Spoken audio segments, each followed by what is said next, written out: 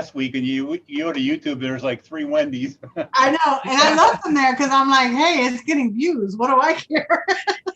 Like 3 seconds here, 5 seconds there, it worked. No, what the hell did Wendy do last week?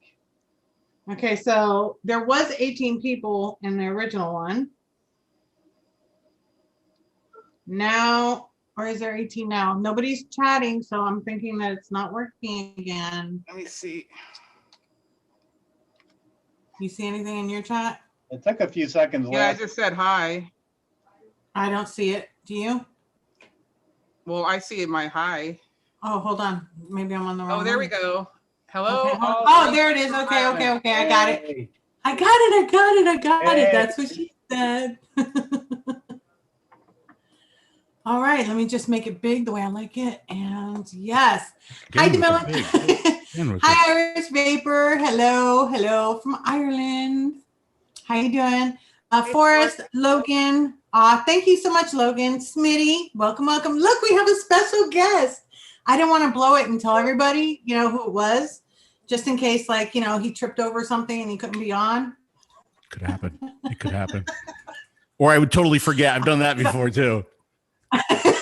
Yeah, that. So I was like, I'm a special guest. I can always amend it afterwards. Dylan, can I have the chat? Oh, certainly. I'm gonna have to change this to dripping with Phil,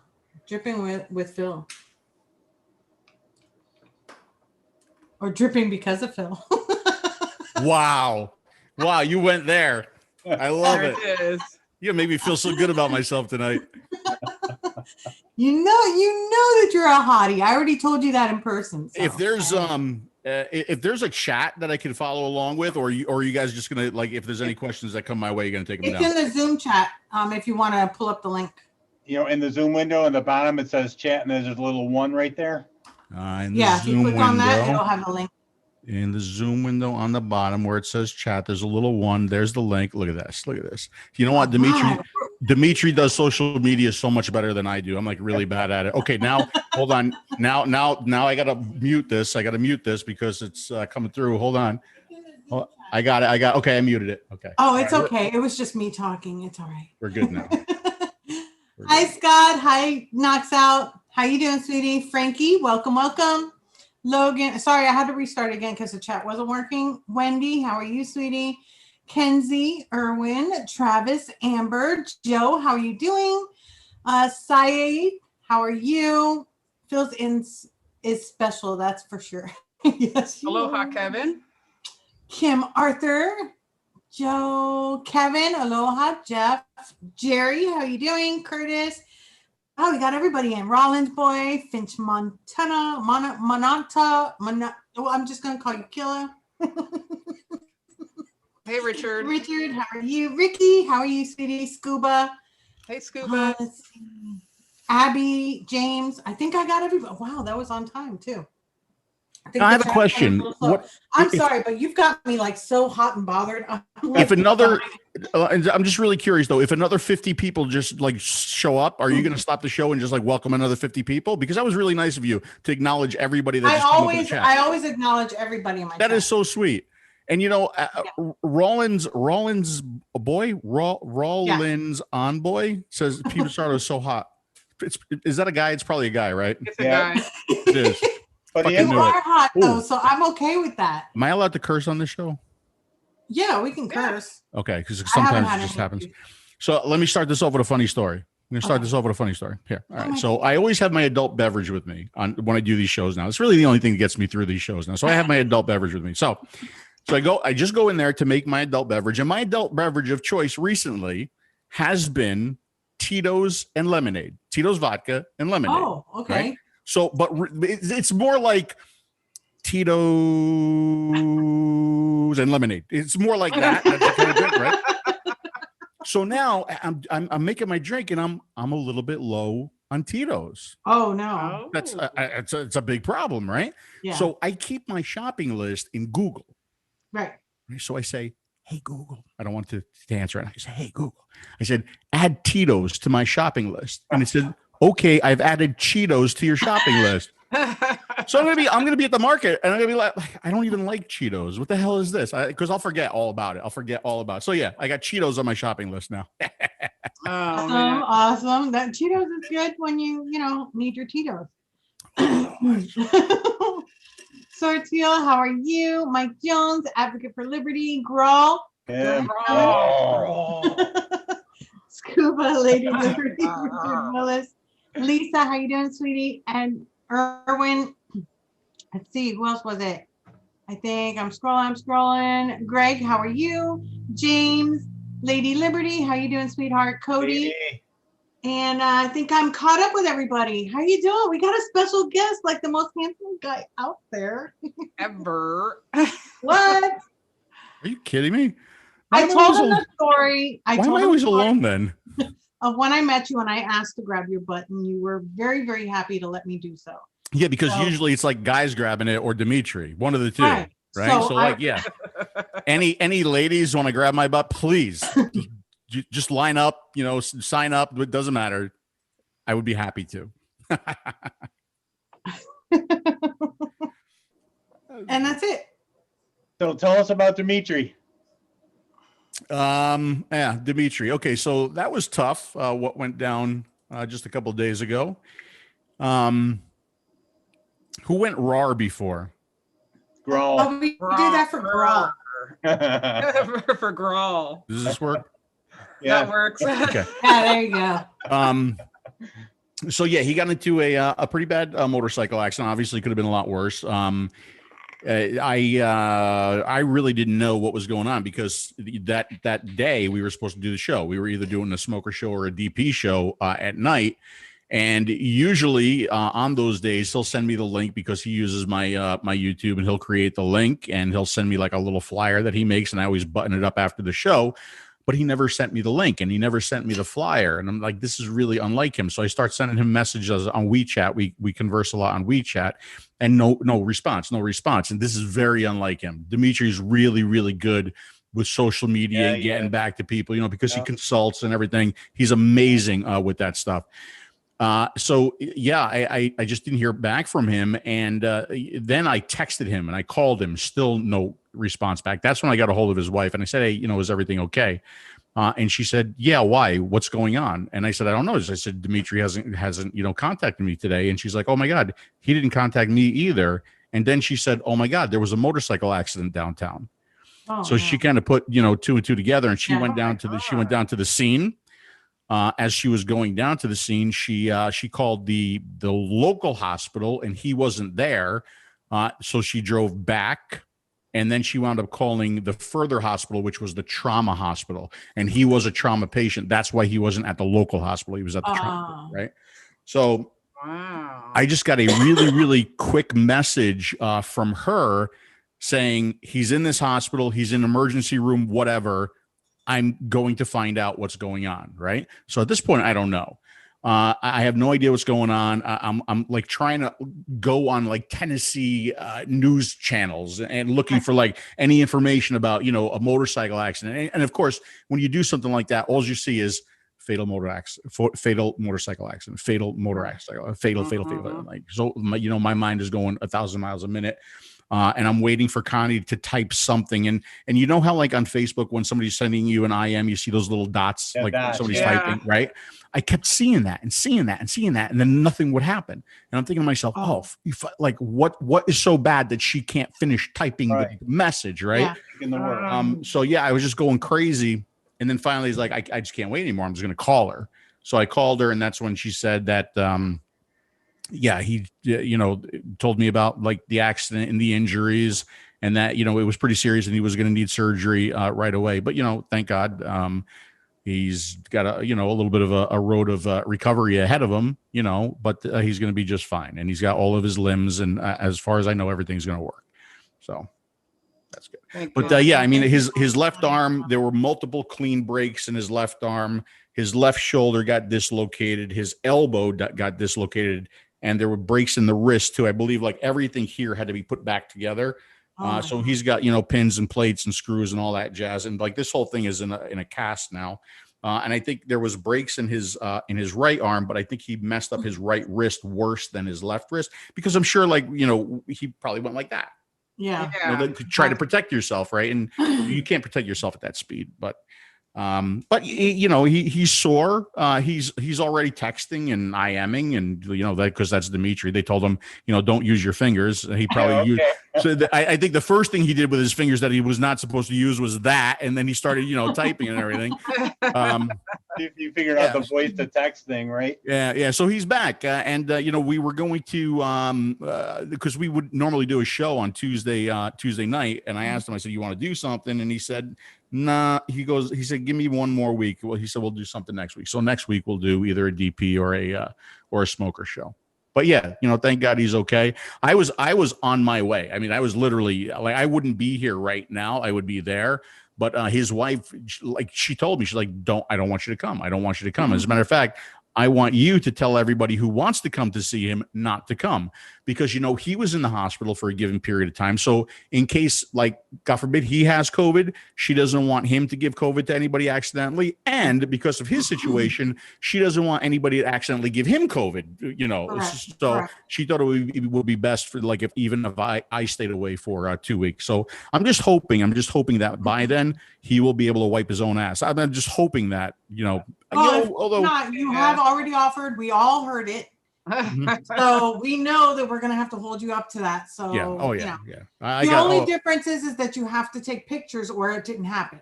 Yeah. Do you really want pictures of that? Pictures or video. Oh, yeah, there will be video. Just to prove that there will be video. Because if not, then it didn't happen, Yeah. So unfortunately, at this time, with COVID happening, it's very, very difficult to order your own hazmat suit. So, I mean, I tried, but apparently they're all sold out everywhere. So I can't get because I'd go in with a hazmat suit.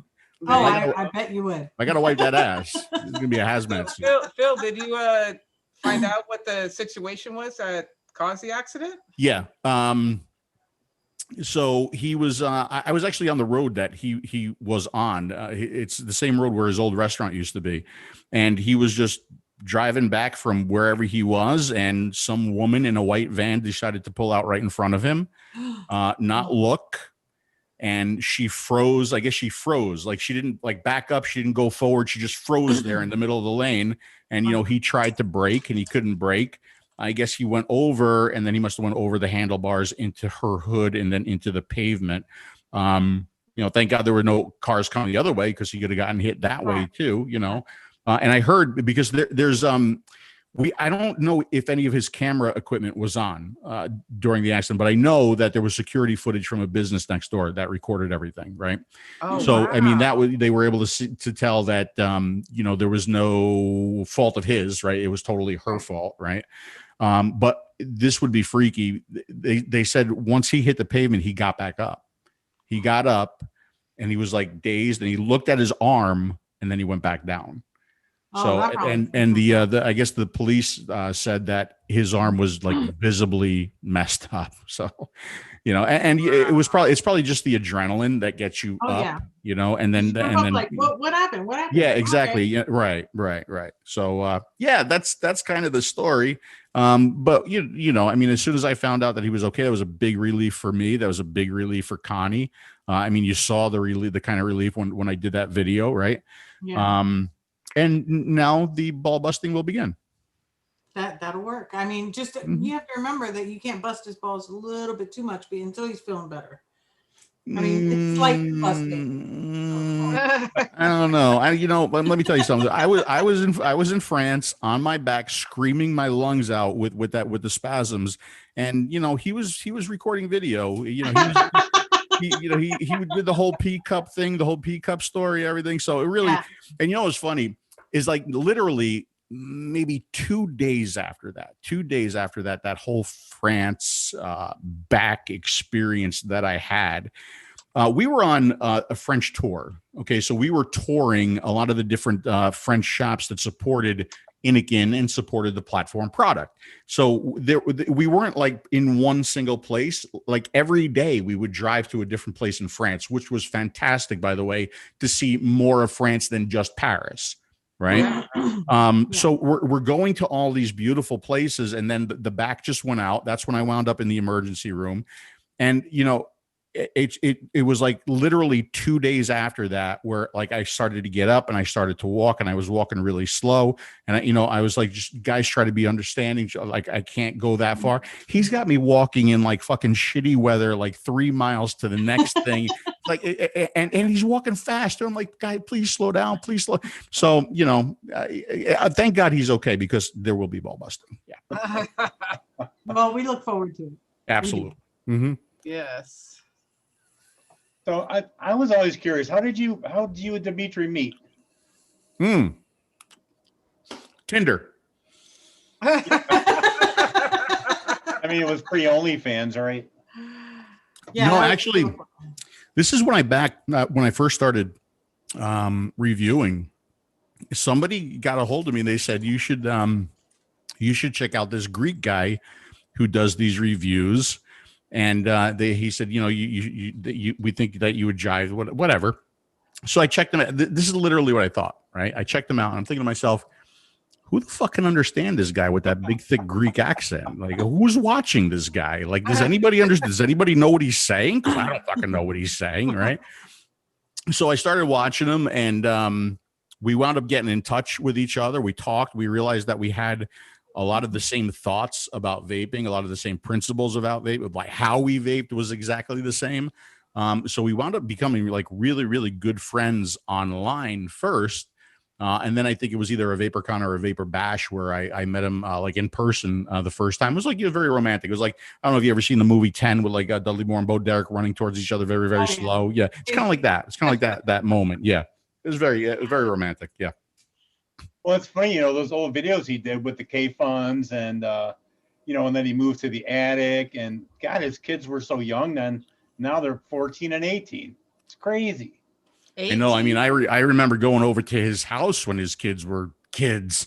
Like now they're young adults, right? Or it's crazy how much time has passed, especially in vape years, because vape years seems like it's like longer, right? Yeah, like we lived a lifetime in vape already. It's crazy how time flies when you're having fun. When you're having fun, yeah.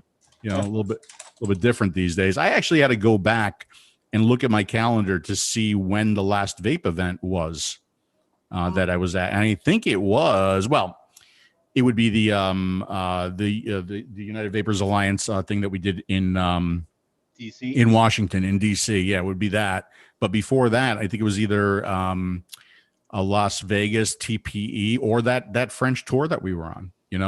We had tickets for Italy, we had tickets for UK, we had tickets for Germany. I mean, it was literally every other weekend. I was someplace else. We were someplace else. Representing vaping and representing Inikin and representing our platform product. And it's just like it just came. It's just like stopped. Like just everything just stopped. And I mean, I truly hate it. I want to be back out there. I want to, spread that positive word of vaping, meet with people, talk with people, hang out with people. It just really, really sucks. And I hope it gets back to normal here pretty soon. Yeah, me too. Yeah, it was so sad at Kevin Skipper's last event in Pittsburgh, Kevin hasn't done an event in a long time. Has he? Right. No. He hasn't. No. I think Kevin's events were really close to my heart. First of all, I love Kevin. I think he's a great guy. And I even DJ'd a couple of his after parties at this little like bar thing that he did, which was a lot of fun. So yeah, I mean, I remember I see like Kevin's show is close to my heart. The old vape bashes, the old vapor cons, right? Because to me, that's when it was more like a family. It was that community. It was that hardcore group of people that really, they were just there to help you not smoke. Yeah. It wasn't about the size of your display or the size of your booth or how many like half naked broads you had at your booth. It was about your product, and it was about like the personality of the person who was selling the product and the friendliness of that person. And it was just, and then I think ECC happened, and it's that double-edged sword, right? Because it really propelled the industry into, a world that we never thought that we would see the industry go. I mean, it was really, really good for the industry on one hand, and on another hand, it was really, I think it was really, really bad for the industry, because I think the industry lost focus as to what it was, and that was tobacco harm reduction and helping people not smoke anymore. Right. So I appreciate the fact that the direction that vaping took, because it made it bigger than it would have been ordinarily. But I also don't like the direction that it took, because I think we lost focus, and maybe it burnt so bright that it burnt out quicker. Maybe I don't know. But I just hate what's happening in the States with vaping. It's horrible. I feel terrible. I mean, just terrible. And I was talking to people, and they're so anti-vaping, and they don't know why. They literally don't know why. It's just, well, because we heard it's bad. We heard it's terrible. We heard that vaping is worse than smoking. Yep, it's it's horrible. It sucks, because we were born in that era where we thought America is the best. We have the most freedom, and and you're going along through life, and you think everything's great, and then you get involved with vaping, and then you see how the government really works. How twisted it all really is. It's so and that's so true. That's so true, because I didn't feel the way I felt about our government. I didn't feel the way I now feel about mainstream media. I didn't feel like, I was never a conspiracy theorist. I never thought like anything was like going on behind the scenes. I like right down to the CDC, right? To me, those three letters were like, that's the CDC, man. They're just like they're going to protect you, and they're going to save you, and everything they say is the truth. And it's like, is it? Is that what are they going to save me? I don't know. I don't think so. And you just see all the hypocrisy out there now. It's made me bitter in a way. It's really made me bitter. And not have so much faith in the system that I used to have faith in. Yeah, well, it's just incredible. I mean, it's like, it's like what Addie was saying. We all thought, everybody comes to America to have a better life, to enjoy the freedoms, and literally within the last 2 years, all our freedoms have been taken away. Yeah, like. Yeah. Why come here if you really have no freedom? You have no say. I know. And my argument with vaping is always, we'll talk about that in a second, but my argument was always, okay, so you want T21? I don't agree with T21, but let's give you T21. Okay, you got T21. You have T21 now. It is now illegal for anybody under the age of 21 years old to have a vape or a smoking product. You have T21. Why the fuck are you banning flavors on top of it? Yeah. What? Who's that gonna hurt? That's gonna hurt adults that like flavors. Yeah. Right? If you have T21, and it's illegal for anybody under 21 to get a vape, right? Why are we banning stuff too? But the thing is if you think about it, when I know for me, this is true. When I was a teenager, I got my cigarettes. That's when I was smoking. Of course. It was illegal, but that's what I was doing. It was all over the school, but that's what I was doing. Right. I mean, you had friends and their parents, and the parents didn't even care. You could smoke in front of the parents, Back then, that's how it was. So we all got to where we are because of cigarettes. Yeah. And they knew the dangers of them, and they still let them out there. But yet now we've got proof that vaping is at the minimum 95% safer. Mm-hmm. And you're going to say, no, we'd rather you die and get hooked back on cigarettes than for you to actually be able to live in our world. I mean, it's that quit or die mentality, right? I mean, let's be honest with you. Okay. Us vapors and smokers don't mean shit to them. No. They are literally waiting for us to just die out. But we're the ones paying the most taxes. Well, yeah, you would think that, right? As smokers, how many smokers there are, they were making billions. Yeah. So I think it's really a combination of a lot of stuff, right? It's a combination of misinformation, of fear mongering, of, you know, the voices of the 10% being louder than the voices of than the 90%. I think it's money, right? I think it's money. I think it's taxes. It's there's nothing good about it. Like, okay, so, you know, I supported this, and, you know, I went and I did the march in Washington. We were supposed to do the first one, but I think we were overseas at the time. And although I will support this, and I will say that, you know, we vape, we vote. I hate this sign. Because, you know what? It shouldn't be about voting, and it shouldn't be about politics. All it should be is vaping is 95% safer than smoking. Okay, let's allow it. Yeah. Absolutely. Like, that's it. We can save people. People cannot die anymore because of vaping. Okay, let's support it. That's what it should be. It shouldn't be about this. It's ridiculous. Yeah. Right? It is. It's just it's insane. It really is. Like I said before, I think that the master settlement. The master settlement is the other thing I couldn't think of before. The master settlement. Yeah. What happened was that vaping blew up. All of a sudden, the government turned around and said, "Damn, look at how much money they're making. We should have gotten in there, but we didn't. So since we can't get in now because they know about smoking and tobacco and all this other stuff, well, we'll get rid of it so we can get our people back." What they should have done is jumped on the bandwagon at the beginning and said, "Hey, this looks like it's promising. Let's get in it." Instead, they're doing it after the fact. When they're trying to ban ours, they're trying to make their own. So it's not even that they're banning it, because they're just making room so that nobody else is in the market but them. Of course. And that's why I hate, you know, and we saw that a lot at some of the overseas shows. We started to see it a little bit at the US shows too. You know, I hate when I see a Juul or, you know, just some other like big tobacco brand be at the show. Like, that bothered me. Me too. Yeah. Now, let me just say why it bothered me. Okay.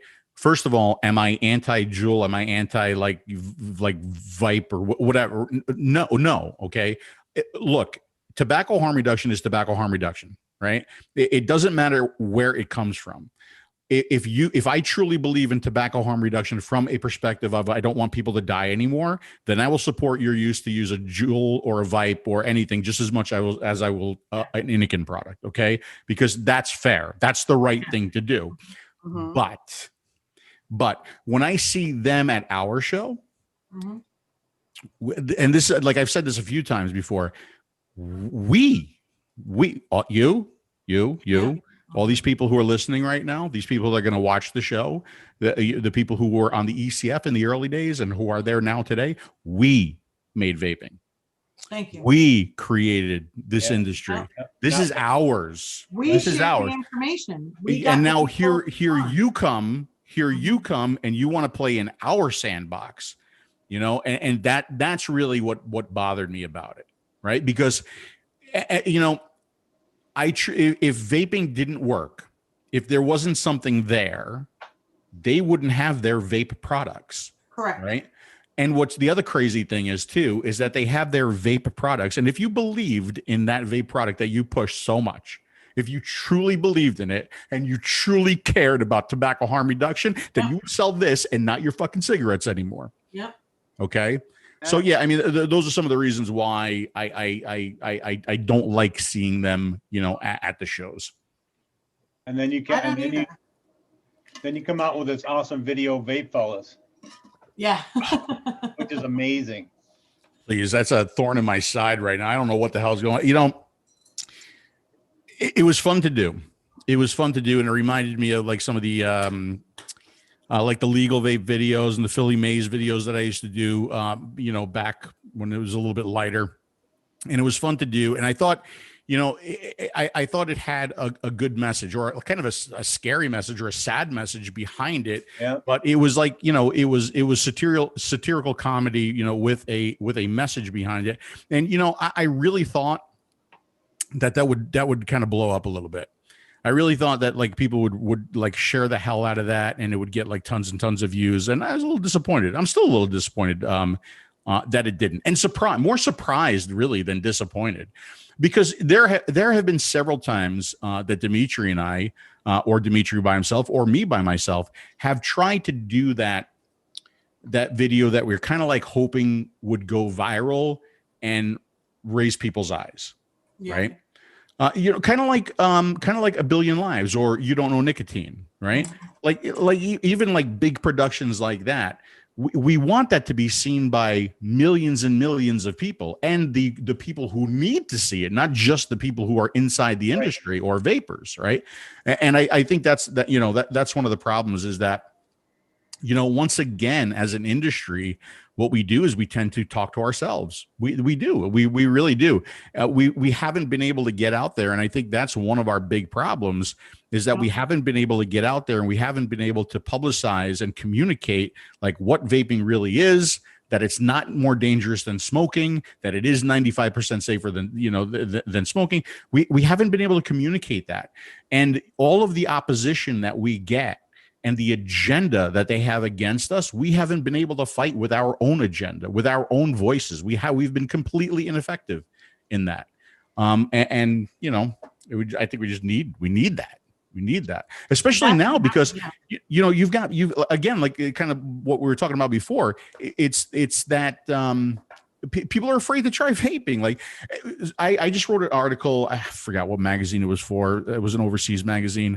And they asked me what the biggest challenge was to vaping in the United States. And Dimitri wrote it was state legislation. And I can totally understand that. Whereas I think it's mainstream media, right? Because if all of the bans went away, okay, and all of a sudden you can go anywhere you wanted and you could buy whatever flavor and there were no restrictions anymore and everything was hunky-dory.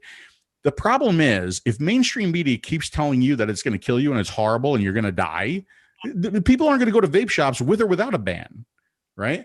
So again, we've got to get our message across. We've got to educate the public. We've got to let them know that, it's not 100% safe. Okay. We know it's harm reduction, not harm elimination. Right. But when you've tried everything else and it's failed, the patches, the pills and the gums and the Chantix and all that shit, when you've tried all of that. Okay. And I will tell you, I'll even say, hey, try that stuff first.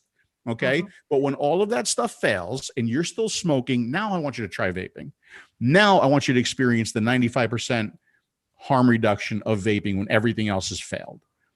And it's so hard to say that to people now because even people that I know, it's just, oh, that's going to kill. I've heard bad things about that. It's insane. Stuff. It's crazy. Right? I've had people tell me, you need to stop that. And I'm like, no, you need to stop the smoking. That's going to kill you. 60% of doctors think nicotine's a carcinogen. I mean, it's ridiculous. I fought this for a long time and I finally gave up. I had a local doctor here. I've never seen him again, obviously, but he asked me what normal physical thing, do you smoke? No, I don't smoke anymore. Okay. And then I happened to mention that I vape and he said, oh, that's not good for you. And I said, first of all, way wrong person to say that to, what I mean? And so, I said, why is that? Right. Oh, well, that's very dangerous. And I said, really? I said, do you have any scientific studies that you can cite to tell me that it's more dangerous? Because I have about 10 of them that I could cite right now that tells me it's 95% safer than smoking cigarettes. Right. And I started ripping them off. And he's like, well, I just don't believe any of that stuff. It's dangerous. I said, really? I said, okay. I said, you're kind of making it sound like more dangerous than smoking. He goes, oh yeah. He goes, it is. I said, really? I said, you would rather me smoke cigarettes than vape? Wow, what a right to my face. Yes, I would. Oh my God. Whoa. And I went to like the board of I wrote letters and I just like fucking couldn't get anywhere. I couldn't get anywhere. But like, you're going to kill people, dude. You're going to fucking kill people, man. Yeah. Like seriously, like at least do the research. Don't tell somebody something as crazy as that. Yeah. A lot of doctors, they get their information from infranets, and those infranets have American Heart, American Cancer, the WHO, all the information from them. That's how they get their information fed. They're brainwashed like the public is. Yeah, no, I know they are. You know, it's really they in a way they're just as guilty as what we do. Is like we look at a story, we don't even read the story anymore. We just look at the headlines, right? Oh well, that's what the headline says. Vaping is bad. Okay, vaping is bad. Period. You know, vaping causes what do you call it? Avali. Oh, all right, okay. And in the meantime, it's like only 2 paragraphs down where you're going to read, and then you're going to say, oh, it's just THC tainted cartridges with a vitamin E acetate. Oh, okay. But no, that's not what the headlines say. Right. And not only are the headlines misleading, but now you got the headline that says, you know, Avali, and somewhere buried down deep inside, it says something about THC. And then like right next to the headline, you have a device like this sitting there. That's like not even close to what they're talking about. Right. Right. It's like, you know, elephants stormed the Coliseum this week, and there's a picture of a fucking giraffe on the in the paper. Yeah, it's like that's what they're doing. It's like insane what's going on. Craziness. I didn't come here to talk about serious stuff. This has all been serious stuff. Can we talk about anything fun? Let's talk about how good looking I am again. Oh gosh, See how good looking you were the about that. gorgeousness just coming. Oh my God! Look at me in the bushes. Look at me in the bushes. You know that one? I do. I remember I was oh God, that was the Smooth. Was that a Smooth, or was I chasing the Starts with a Z. yeah, the no, not the Zenith, it's Zen's. Zenesis? No, not the Zenesis. Wow, Z-Addy Pro. There we go. I was hunting the Z-Addy Pro. Yeah, that was a funny one. And the good news is that I've lost weight since then. It had Really? me rolling on the floor watching that video. I used to have fun, especially like when I put the yeah, there you go. I would have, if I was in Rochester, I would have it. I don't have it here. Yeah, there you like Zen. Zen was a great guy, and you know, and I really would. And he's getting the money out of the trap. He was so. It was fun that he played along with that too. I really appreciated him playing along with that. He was one of those guys in this industry that I had so much respect for. I still have a lot of respect for the guy. And he's one of those people where you can sit down with him and have a half an hour conversation and come out of that conversation thinking about the world differently than when you went into the conversation. I loved that about him. And Yeah, he's like, oh my God, his shop is amazing. He's like on a different plane than the rest of us. he really was. I totally agree with that. That is completely accurate, Dana. That's completely accurate. Yeah. Just a really super smart guy. And you know, the unfortunate thing is that like I believe the reason why he's not in this industry anymore is because he wanted to play by the rules, right? When they said no more product, he said, okay, no more product. But you know, everybody else and their brother continued to make product and continues to release product. And you know what? I say yes. You know, I say if a law is completely irresponsible and unfair and you know, do it until they fucking catch you. You know, I'm sorry. That's how I feel, you know? And unfortunately he played by the rules and, you know, he stopped. And I think that made him very, very bitter. That made him bitter because at one point he was on top, and because he played by the rules, he kind of got taken away from the industry. And then he watched everybody else not play by the rules and continue to be successful. And I think that made him bitter and you know, rightfully so. But you know, fuck, he should have kept going. Yeah. He made some great products. I loved his shop. His shop was amazing. All those custom display cases he made with all his gear. Every revision and it's beautiful. He had a really nice like a little when you first walked in the shop, there was almost like a little museum of like you know, some vape gear. I would like to do something like that too. Again, all my pieces are currently in Rochester. They'll be here with me eventually.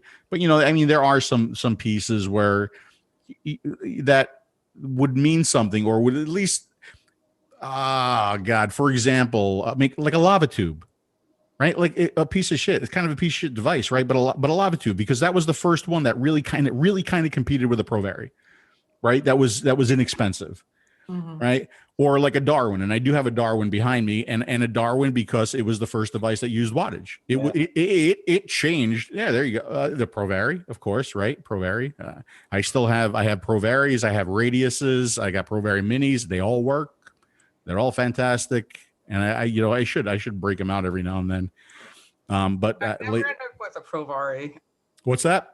I never ended up with a Provari after all those times. Oh my God, which is really interesting, because I always say that. I say, depending on how long you've been in the industry, depending on how long you've been vaping, at one point, if you go back far enough, you had a love affair with a Provari, right? Oh, I had a love affair with it, but I never bought one. Right. Exactly. And I was fortunate enough to get some, but like, even I remember, like, I had my Provaris, and then all of a sudden, they had the screens were terrible, LED screens, nothing fancy like we have today, right? But I'll never forget that day they came out with the blue LED. Yeah. Oh my God! Yeah. Oh the blue LED! Holy shit! I gotta have that, right? Right. I went out and got the blue LED. Yeah, it's crazy. Yeah. But you know what? It was fun back then. We were even talking about this when it came to vape shows, right? I could remember like going to a vape show and waiting there at the door, and the doors open and people make this mad dash crazy rush to get like an Empire mod or a drip shield, like a new drip shield, or a Hana mod, Hana box, right? I mean, those were fun days. Yeah. Those were fun days. And like now, I mean, I see it every now and then at some of the overseas shows, but that excitement, to get that piece that you really can't get anywhere else because you're only going to see it at a show. Yeah. It just doesn't happen because like a lot of stuff is all mass produced now. And I understand that, but I'm glad that I got to see that side of the industry. I'm glad I lived through that side of the industry. I just wish that I could see that more. And not only that I can see that more, but people who are getting involved with vaping right now, right? Yeah. Could have experienced that. Yeah. Could appreciate where we came from and what we went through in this wild ride that we call vaping. It's like I want to share that with you, but you sound like the stupid old guy. I remember back in the day when people were buying the Hana mods, and they're like, what's a Hana mod, you old fucking man? But it's true. It was a crazy ride, man. It was a crazy ride, and the ride's not over. The rides are different now, yeah. But the ride's certainly not over. I know it's not over for me. I'm going to go down swinging. We all used to watch your videos because we knew every 6 months there'd be a new product, and Phil Basardo would be the first one to have it. We could see it. Hello, have you seen him? Of course I'd send it to him. He was like the eye candy for everybody. Guy, girl, didn't matter. Holy shit. Yeah, I'm still here, by the way. I'm not dead. If anybody wants to. I know, but okay. Come on. That was the reason. Back then. I was like, oh yeah. Send it to Phil. It was fun, but back then too, you could review everything that came out back then. Now it's impossible. Plus a lot of things worked against me when it came to reviewing. Okay. So when we started traveling a lot with Anakin, and I just was unable to do reviews. I mean, reviews is a game of content, right? You have to put out content. It's like, it's got to be constant, right? I mean, you see these guys. Mike Vapes does like a video every other day to a day, right? Yeah. I mean, he's a machine, right? Right. Daniel, you just had him on a little while ago, yes. Right? First of all, fuck him. I can't stand that motherfucker. You know why I can't stand? I'm going to tell you why. Daniel, he knows why. Because his videos are so goddamn good, they give me fucking anxiety. They really do. They make it's like Phil, your videos need to be as good as Daniel's. Daniel, because I hate him. Fuck you, Daniel. Okay. So it's like content. And when I was doing all that traveling and on the road all the time, even if I wanted to set up a couple of videos in advance, there was just no way I was going to be able to do it. So I think that worked against me. Not being able to put out the amount of content worked against me. The fact that, I do work with Anakin now. I think that, that works against me. And I think another thing too is that I'm sorry, I don't like, and I don't vape restricted direct lung and direct lung, right? So I don't enjoy reviewing those devices because I don't enjoy using those devices. And, I always have to do this disclaimer, which is ridiculous, but I will do it till the day I'm dead, right? Not that there's anything against restricted direct lung or direct lung vaping. I'm not anti either of that. I just don't like to vape that style. That's all. That's all. Okay. You don't have to hate each other. Right. See, for me, I don't mind I came from the training realm. Like in the job that I do, it's nothing about vaping, but all my life I've been in like those training type of positions. So I was always able to look outside the box, like taking it from like, okay, I'm a newcomer. Let me change things so that if somebody new coming in would understand. So for my reviews, and I hear so many other reviews, and it literally makes me itch, because it might not be for you, but there's somebody out there that it always would be for. So for me, I'm not one of those that picks up a pod and goes, another pod mod or another pod, or, there's new people coming out. The people that we're getting now were not going to be coming on board before because we didn't have them. So for me, whether or not I'm going to vape it all the time, I'm still going to test it. I'm going to still see if it works the way it's supposed to work. I'm going to still see if it gives me the flavor that I need. I'm going to do that as if I'm a new vapor. I'm not going to do it as I sit here and vape this shit at 150 watts or whatever. And that's why when people ask me questions like, what wattage? Start low, go up until you're comfortable. That's always my thing. The problem that I see is that so many of these good reviewers are bashing that. And it's not right. No, I would never do that, right? I'm not saying you. I'm just saying that there are reviewers out there that the first thing they say, I've watched a review that was on this, and they turned around, they were like, it's not, and zipped right through it. It was like 3 minutes, made into 8 minutes. And it was like, what if there's somebody out there that this particular item works for? Right. They don't have to have this. Do you know how many smokers before the pods came out that I tried to convert with things that were sub-ohm kits, because we didn't really have the mouth to lung, other than, the very, very beginning when you had the cig-a-lights and stuff. But I'm talking about when, vaping was already around and people were out of the cig-a-lights. Mouth to lung was expensive back then. Correct. And everything was a sub-ohm.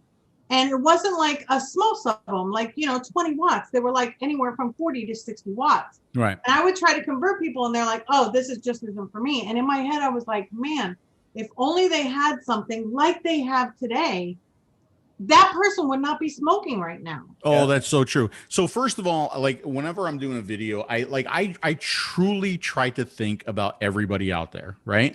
And I will always say, okay, you know what? This is not for me, but my God, it might be for you, right? There is a market for everything. There is somebody, I could look at something and say, this is the ugliest thing I've ever seen, and somebody's going to look at that and say, that's beautiful, right? Exactly. And you always have to acknowledge that. You got to acknowledge that. And I lost my train of thought. I was going to make another very, very good point. So I'm just going to have another sip of my adult beverage, and maybe it'll come to me. But I don't mind. I can have a pod every single day to show somebody, because I know that out of these 5-6 pods that I'm doing for the week, I know there's somebody out there that's going to like. Yes. Okay. So not the same person, right? But there's going to be people out there that like them. Right. And so that's the other thing that I was going to. We'll get to that. So that's the other thing that I was going to say too. Like when you said, I wish that some of the products that we have available now we had available back then. And I've made that comment like a lot, where I would vape something and I'd be like, oh my God, if I had this on day one, I wouldn't have been fucking around with blue foam and Lipton pyramid tea bags and all this other shit that I had to do to make things work the right way back then. Right. And I always say, if today you cannot find something that will get you off of cigarettes, you don't want to quit. Sorry. For sure. Sorry. There's plenty of stuff. There's plenty of nicotine strengths. It gives you the hand to mouth. It gives you your fake smoke. It gives you your throat hit. It gives you your flavor. It gives you your nicotine. The rest is in your head. Get out of it and quit smoking. Okay. No, definitely. And I agree with you 100%, but that's why I'm out there. And like, what really makes my day, and it's not like my continuous support that I get on my channel and the people that watch me, even if it's not for them. And I get that a lot. I know this isn't for me, but I'm still going to watch it, you know, just to help me out. And I appreciate that. But thanks, Millie. But the thing is that when somebody new comes in and goes, I just quit smoking 3 days ago and I have this. Thank you so much for your review and showing me how to use it. That's what gets me. Yeah. That's what makes me want to pick up the next review device and keep reviewing. Is that I, even if it's one person out of a whole slew of comments that says that, it hits your heart. It really absolutely does. Like, I just saved a life. Okay. That's how I feel. I have to talk about the elephant in the room. That's really not an elephant, but can you go back to the previous photo? Just go back to the previous Certainly. How many inches is that showing? I can't tell. It's about 4. Yeah. Hold on a second. Poor little guy. Uh-oh. Got it. Got it. That's why I was able to do that video with no problem at all. Right. It's like, but very big missed opportunity with that device. Okay. That device should have been a squawker. And when you squeeze the balls, it should have shot the liquid up. Yeah. That would Right. That's how I would have made it. Right. That's how I would have made it. And this could have got Rollinson boy off his cigarettes way back. That was fun. You know, that was sent to me by somebody and they actually sent it to me and they said, you don't have the nerve to review this. I'm like, oh, fuck yeah, I do. You don't know me very well. Oh yeah. I had a lot of fun with that. And he did all deadpan too. I could tell you a funny story about that too. Okay. Because I used a condom in that video. If I remember correctly, I put a condom over it at one point, right? I think you did, yeah. And just to make it easier on my life, it was a Magnum. I used a Magnum condom, right? So now think about this. Now I have to go to the drugstore and I have to buy Magnum condoms, okay? So now, you know, I got the Magnum condoms. I put them on the counter. I'm like, that's for me. Right? So now I got these Magnum condoms and like they were in my pocket. And my wife at the time, she goes to do my laundry and she comes across and I'm like, oh, I said, that was for a review that I was doing. That was not, you know, there's nothing going on there. She's like, they're Magnums. I knew they weren't yours. But yeah. This was another one of my favorites for sure. And a lot of other people's favorites. That was so much fun to do. And, you know, there's at least 3 other videos that I want to do around that. And I might get around to it. Philly Mays might come back. But you know, I think what made that video even better than the video was the outtakes at the end, because the outtakes were really, really good at the end, but it was funny. But again, that was my humor, but it also had like an important message. Like, wait a second, you're trying to ban vaping, but like these fog machines have been around forever. I mean, vaping really is. I mean, if you think about it, it is a miniaturized fog machine technology, right? People have been breathing in that stuff.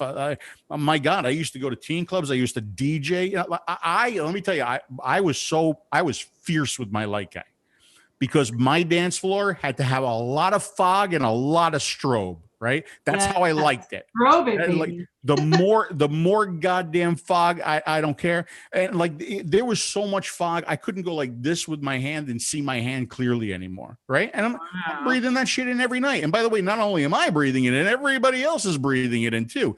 And you know, people, never has a fog machine killed anybody. Right. Yeah. Right. Exactly. Imagine that. Right. Never. Fresh, exciting. He's so exciting to me. Fresh, exciting. What's up, Dustin? Well, take it. What's going on, man? How are you? How you doing, Phil? You missed a lot of good stuff. We were talking about dildos and condoms. I was listening to it while I was in the shower. That's a great place to listen. What better time to be listening to you about dildos and condoms? Really, listen to Phil videos than in the shower. Oh God, we're having fun now. Give me a sense of relief as I'm getting through my work. Absolutely, day. Yeah. What's going on, brother? How you feeling today? I'm still dragging a bit, but we're all right. Do you not feel good? What's the matter with you? I got the second COVID vaccine, and it lays a wall upon you. Really? Okay, that's interesting because my parents finally just got their first shot, and I think their second shot is coming up March 8th. And that's the same thing that they said. They were warned that the second shot, it's more, you can feel it more than the first shot. Oh, yeah. How were you able to get yours? I'm a frontline worker. Ah, okay. Okay. So yeah, I work in healthcare. So okay. Yeah, Well, you know, as an electronic cigarette reviewer, I consider myself a front line worker too. And you know, I'm out there trying to save lives. So if anybody wants to give me a vaccine shot, I'm more than willing to take one. No, but hey, thank you for what you do, man. Seriously. Thank you. Mess up there. I think our hospital's almost at 100% now. So wow, they'll start spreading out and giving more.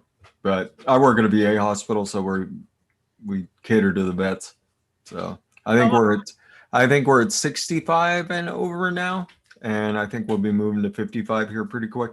Yeah, well, that's where Florida is right now, 65 and over, but that's like 90% of the population down here. So it's going to be only in South Florida. Come on now. What's that?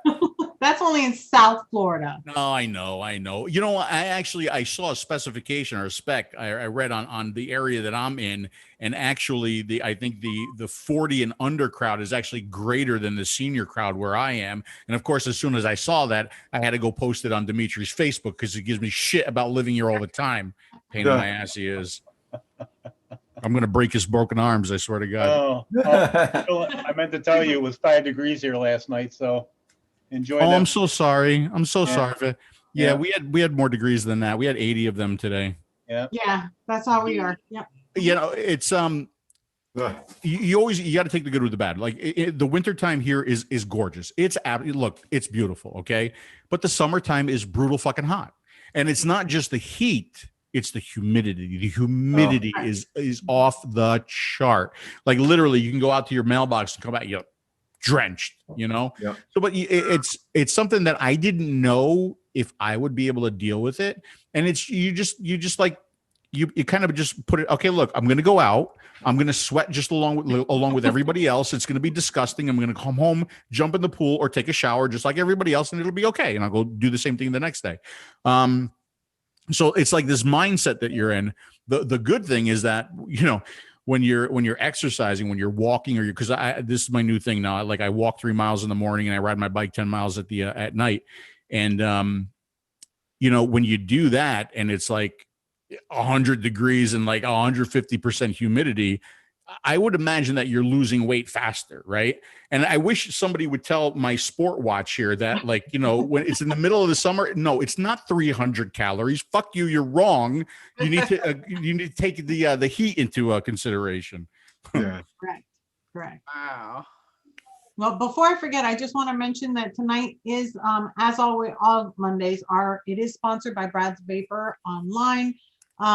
Brad's Vapor is just amazing with his customer service. He's always there for everybody. He's got free shipping. It's only within the United States, of course. If you use my coupon code WendyVapes10, you get 10% off of anything on the website, but you definitely want to check them out. We're going to be doing a gerbil later on. And if you don't know what a gerbil is, well, then you can't get on it, can you? It's going to be only for the United States, people in the United States, but we're going to get to that probably within the next hour. Okay, my spiel's over. Over. Yeah. So what flavor you want to make a pina colada flavor, Phil? Oh, I you know what? It's hard for me to, like, you know, shit and chew gum at the same time, let alone talk with you fine folks and like mix at the same time. But yeah, I actually got all my shit out because I'm running low on a pina colada that I really been enjoying. You guys must know Juice Fairy, right, Jennifer? Yeah. Mm-hmm. So Jennifer came up with this recipe for me, and I knocked it out of the park. And I really like pina colada. I'm sorry, it's an old school vape, but I don't give a shit. It's good, and I enjoy it. What are the flavors that you have that go into it? That way we can see if we have it, and we'll go ahead. What goes in it? I can tell you that. She's probably got it up on. Yeah, she does. She has it up, but it's Okay, good. It's FA's Madagascar Vanilla Classic. It's FA's Mango Indian Special. It's Inawera. Yeah, Inawera. Okay. their pina colada, which sounds like a cop out, but she said no, it's not. It's Flavora pineapple, and it's Flavora sweet coconut. Okay. That's it. I've got it all except for the. That's it from her? Okay. Yep. And it's most times she's got 12 ingredients. I know. Well, she had to make it for me, so it had to be easy. It had to be like a training wheel recipe, okay? Not like the full 9. Yeah. What's do you know the name of the recipe, Phil? I do. It's called Phil's Mango Pina Colada. Okay, that'll make it easier. There you go. Yeah. I'll put it. I got it. I'll put it in chat. Yeah, All so right. that's what I've been vaping. You know, the other thing that I've been vaping in addition to that is, I don't know if you guys have heard about this, the watermelon peach. This is the #1 best-selling flavor in the unsalted line. I'm not sure if you know that, but it's absolutely fabulous. It's delicious, and you should run out and try it right now. Watermelon peach. Just saying. What's that? Watermelon peach. It's watermelon peach. Yeah, it's a watermelon peach. You know, actually, so watermelon and peach mean a lot to me, and there's a reason why that flavor is watermelon peach, and there's a reason why in the original B line that goes back several years that I got ass raped over. But anyway, that line had a peach watermelon, not a watermelon peach. And it's because when I first started vaping, the only thing I cared about was tobacco. Just give me something that tastes like my Marlboro Light. That's all I want, right? That's all I want. And then, you know, I was like, oh my God, there's these other flavors. Like, why would I want to smoke a watermelon? That's stupid. Why would I want to smoke a peach? That's dumb, right? And I took that first little drag of watermelon. I was like, oh my God, that's good. Oh my God, that's so good. And the first 2 flavors that really got me off of the tobacco flavors were watermelon and peach. And that is why they hold a special place in my heart. That is awesome. For sure. Yeah. That mixing challenge you guys did and Winstead got involved with you guys, that was amazing. I mean, that brought so much light to DIY. Oh, which one? The tobacco one, you know, with Wayne and Winstead and Yes. First of all, they're all great people. They're so great. And, you know, the DIY, right? the DIY community kind of reminds me of what vaping used to be. It kind of reminds me of those old conferences that we were talking about, like the VaporCon and the Vape Bash, right? Yep. Because it's just like a bunch of helpful people that are like, you know, doing this in their house. It's like, you know, it's old school, and they're trying to help, and they're trying to give people flavors that they need to not smoke anymore, and helping people. And it reminds me kind of how like vaping started, and those old school shows that we used to have. I'm scratching stuff off my list as we talk about it because I had stuff to talk about in case we weren't, you know, too chatty tonight. Well, that's all right. I got to start making this here too. You know what? And I'm not going to wear gloves. I don't know how you guys feel about that. No. I apologize. I'm not going to wear gloves. We don't wear gloves. Only but if you know, you're there is a good chance that I will be going to see Dimitri, and just in case, I'm saving all my gloves for that. Okay, so that's why there'll be no gloves here. So yeah, I had actually, I know I'm getting low on this, and I had promised to make a little bit extra and have somebody else try it too. So that's what I'm doing. So what kind of food you miss from Buffalo, Phil? You know what? None of it. Really? Yeah. Only because originally I'm from Jersey. Okay. That's true. Right. And that's where I miss the food from. Okay. Got it. So I went from Jersey to and it wasn't Buffalo, it was Rochester, which is halfway between Buffalo and Syracuse. And what I missed, I think, most from Jersey was pizza. Yeah. Because I'm kind of a pizza snob. You know, I watch what's his name, Davey Page Views, One Bite, Everybody Knows the Rules, his pizza reviews, which are amazing. And I kind of like have his taste when it comes to pizza. So going up there was really tough because they don't have any good pizza there. So I came here, and you know what's interesting is here there's a lot of folks from Jersey and from New York here. Yeah, and they bring their tastes with them down here, right? So there's like a bagel shop that I go to, and like one of their bagels is called the Jersey Turnpike. right? So it's like I almost feel like at home, and I think I have like of everybody that I've met in Florida, like maybe 10% actually come from Florida. The rest are all transplants, right? And it's a lot from my area, the New York, New Jersey area.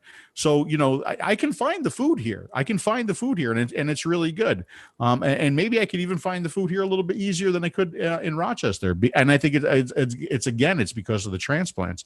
But I'm on this little pizza tirade right now. I want to perfect my own Neapolitan pizza. That's my passion right now. Is perfect my own Neapolitan pizza. And to do that, you need a pizza oven. You got to get something that gets like super ridiculous hot. So I have something coming, and I'm gonna Barstool Sports, great guy too, man. I know he rubs people the wrong way a lot, but man, that guy does some really good things for the restaurant community. So yeah, I'm waiting on my pizza. I'm gonna make my own dough. Oh yeah, I might even videotape it. Who knows? God knows I got a lot of video equipment. You use it for something. Yeah. Well, especially now that you can't go out, there's so many other things that you can do now. Yeah, and I think that's been the challenge. I miss being out there, being on the road, and because of those things that I talked about before, that really kind of hurt, where I was as a reviewer. So I don't get like the product that these guys are getting now, and that's okay. It is what it is. If there's something I really want to review, fuck it, I'll go out and buy it. I don't give a shit. But yeah, there's more time on my hands. But you know what? Good too. That's good. I don't want to be doing this forever. Either. I am 51, going to be 52. I would say, a dead sexy 51, 52. But still, and yeah, but you go through your thing, right? And my thing before the thing that I am now was nightclub DJing. You guys know I used to be a nightclub DJ, and like in that Dave Portnoy, in that, like, I achieved everything that I wanted to, right? I mean, I was top in my game. I DJ'd the biggest clubs. There was even like one point, like I was DJing in a club, and like the main radio station there, 98 PXY, would actually come hook up to my mixing board, and they would broadcast what I was doing live over the air. I mean, it was like, cool. It was really cool, right? And I was able to achieve that. And when I left that, it's like no regrets, right? And I think it's going to be the same thing here. When I leave here and I decide to do something else, it's going to be no regrets, right? I achieved what I wanted to achieve. I set out what I wanted to, I got to where I wanted to be, even though for me, it was never about getting to where I was. This has always been about helping people not smoke anymore, or helping people find vaping, right? And maybe showing people that, well, that's just a regular 51-year-old dude who used to be an engineer, and he smokes or he vapes, right? He's not covered with tattoos. And again, I got to do the fucking disclaimer, right? Not that there's anything wrong with that. Not that there's anything wrong with that. But, he's not covered with tattoos, and he doesn't have ear gauges, and he doesn't like have that look, right? Well, if maybe I could do it if he's doing it too, right? Maybe I could be that face for somebody, because, everybody has to find somebody that they can relate to. And if you could relate to Nick Grimm Green, terrific. And if you could relate to Mike Vapes, terrific. And if you could relate to Daniel, fuck you, DJ LSB, and your fucking video quality, fuck you, terrific, right? But I that's why it's good that there's a lot of guys, there's a lot of people, a lot of girls, doing the reviews, because it's about finding somebody that you can relate to and finding somebody that you could trust. You said something before, Wendy, that actually meant a lot. I remember somebody coming up to me. This is a long time ago at a show, and he's like, "Hey, Phil, it's really good to meet you." And I only have like 100 subs. And he was talking about YouTube subscribers. And I said, "Whoa, wait a second." I said, "What do you mean you only have 100 subs?" He's like, "Yeah, I don't have as many subs as you have." I said, "Wait a second." I said, I want you. Let me put this in perspective for you, right? I said, with your 100 subs, right, you have the potential to save 100 lives. Tell me how many people have the ability to do that, right? I bet you not many, I bet you not many. So take your 100 subs, be really fucking proud of them, and continue on with your mission, right? And that's the way I've always looked at this, right? I've never looked at this as about, you know, how many subs I have, but it's about how many lives you can save, right? To me, and I understand, like, look, I get it. I get that a lot of reviewers are, this is a business for them, right?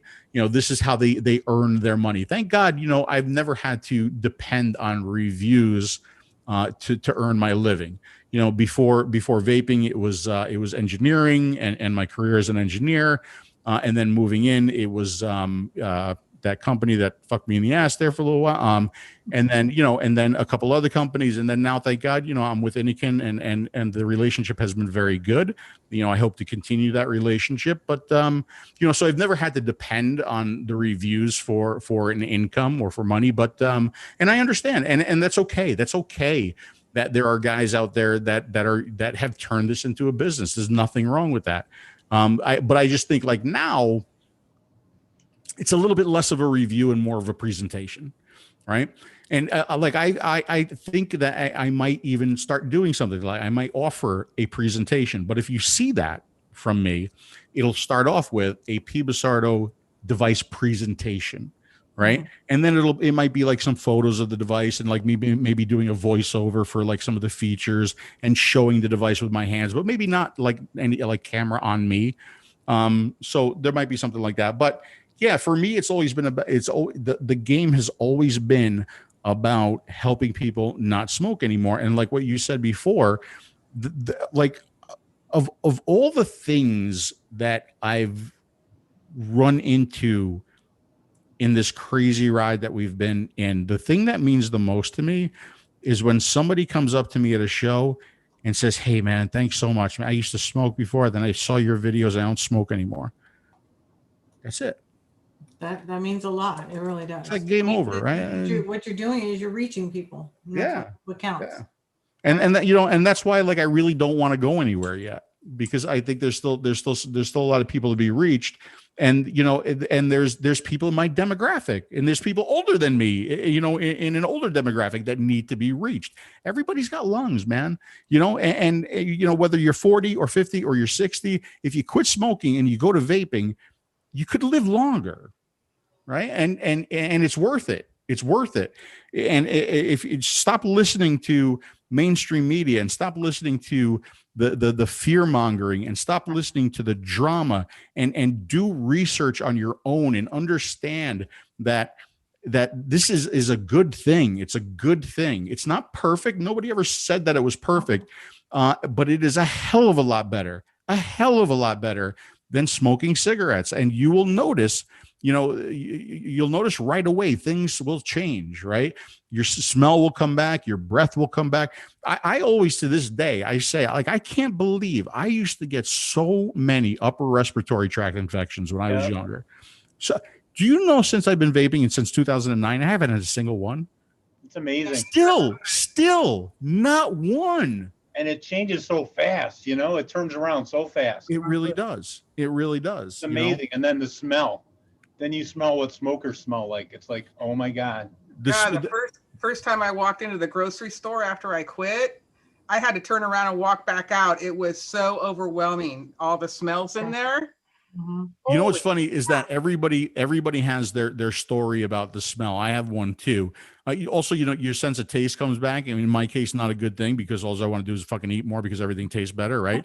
But I remember walking into the club. I remember walking into the club one night. This is, you know, I quit smoking. I was vaping, and I'm like, this place smells like shit. And it smelled like old beer and old alcohol, like liquor, and like I tell you, my not vaping did have a strange side effect. It made my my bar backs work harder because they had to scrub and clean even more because I could smell it now. Right? Crazy. Wow. And Phil, I want to shout out your friend Bill Tarling and what he does for your channel. And yeah, he's great. The advocacy stuff he does is awesome. Not only what he does for my channel, but what he does for the site too, tasteyourjuice.com. Right? He does a tremendous amount of work there.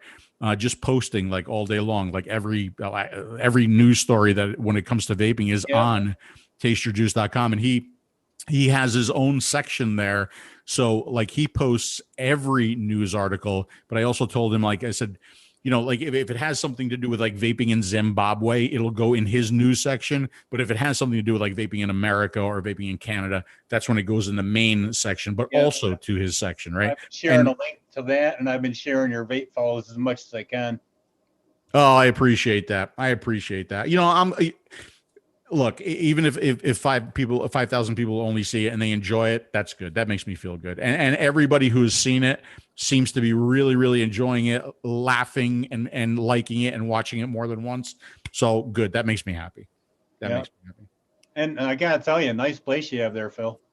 Yeah. I appreciate that. You know, it's you know, the thing is, like, most of the homes here, that's what they look like, right? I mean, it's like the kind of that open concept, and like everybody has the lanai. It's like the indoor outdoor thing, and they all have the pool. And believe me, there are a lot bigger and a lot more ornate homes here. But I've worked hard, you know, my entire life, and you know, it's just I've gone to school, I've worked hard, I've made good decisions, and you know, you can too, right? You can too. Absolutely. Yeah. But thank you. I appreciate that sincerely. All right, let's mix something. What do you think? Sure. Yeah, absolutely. Okay. Watch my expert mixing here. So I teared out already. So I'm going to go my my PG first here. And this is one. That's not your vodka. So you remember, it's not your vodka. No, I know. I got to make sure that I don't drink the wrong thing here or do shots of the wrong thing. I'll tell you an intro. So, okay. 25.39 grams. Okay. He puts PG first. Foul. 10 yards. It's just because it was the first bottle I picked up. It really, there's no water for me. usually I put the Nick in there first. See, no. I go in a specific order, so that's just all blasphemy to me. Oh, do you? DeMillan, you should show Phil your scale set up, how cool it is. Oh, you don't have it set up tonight. Well, I do. It's just I wanted to ask Fresh, what could we substitute for the pina colada in Awera? And Fresh is there. It says that it's creamy coconut and pineapple. Hi, Deb. Probably the Wonder Flavors coconut custard. You could probably get away with that. Yeah. And then oh, fancy. What else? What else could you do for the pineapple? Do you have Sugarloaf? Yeah, I do. Sugarloaf would be a good pineapple in there.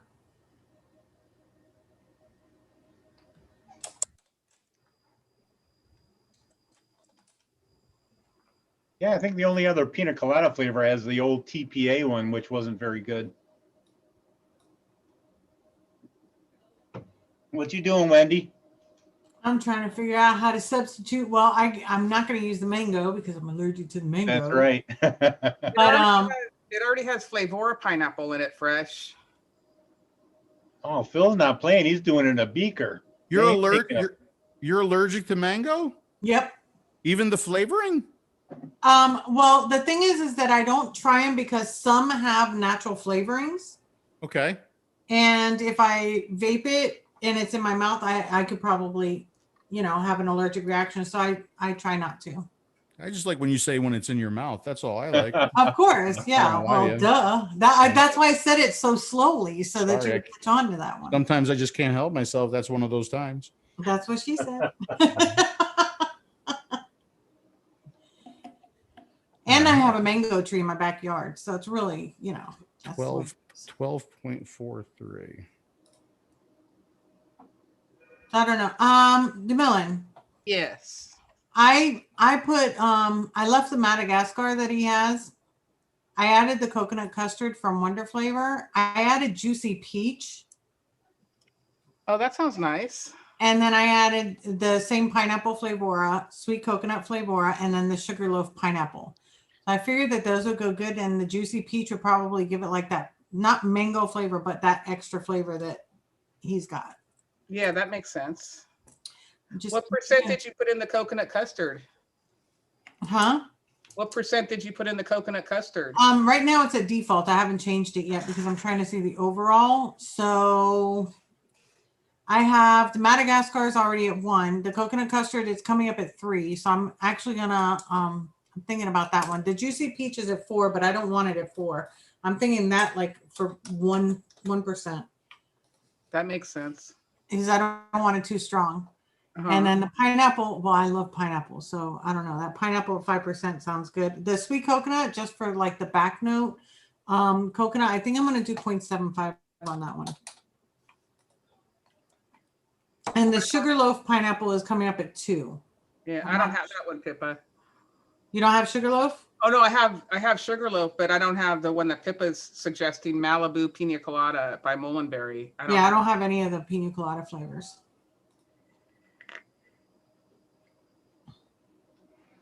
Oh, I might have that one. Thank you, Pippa.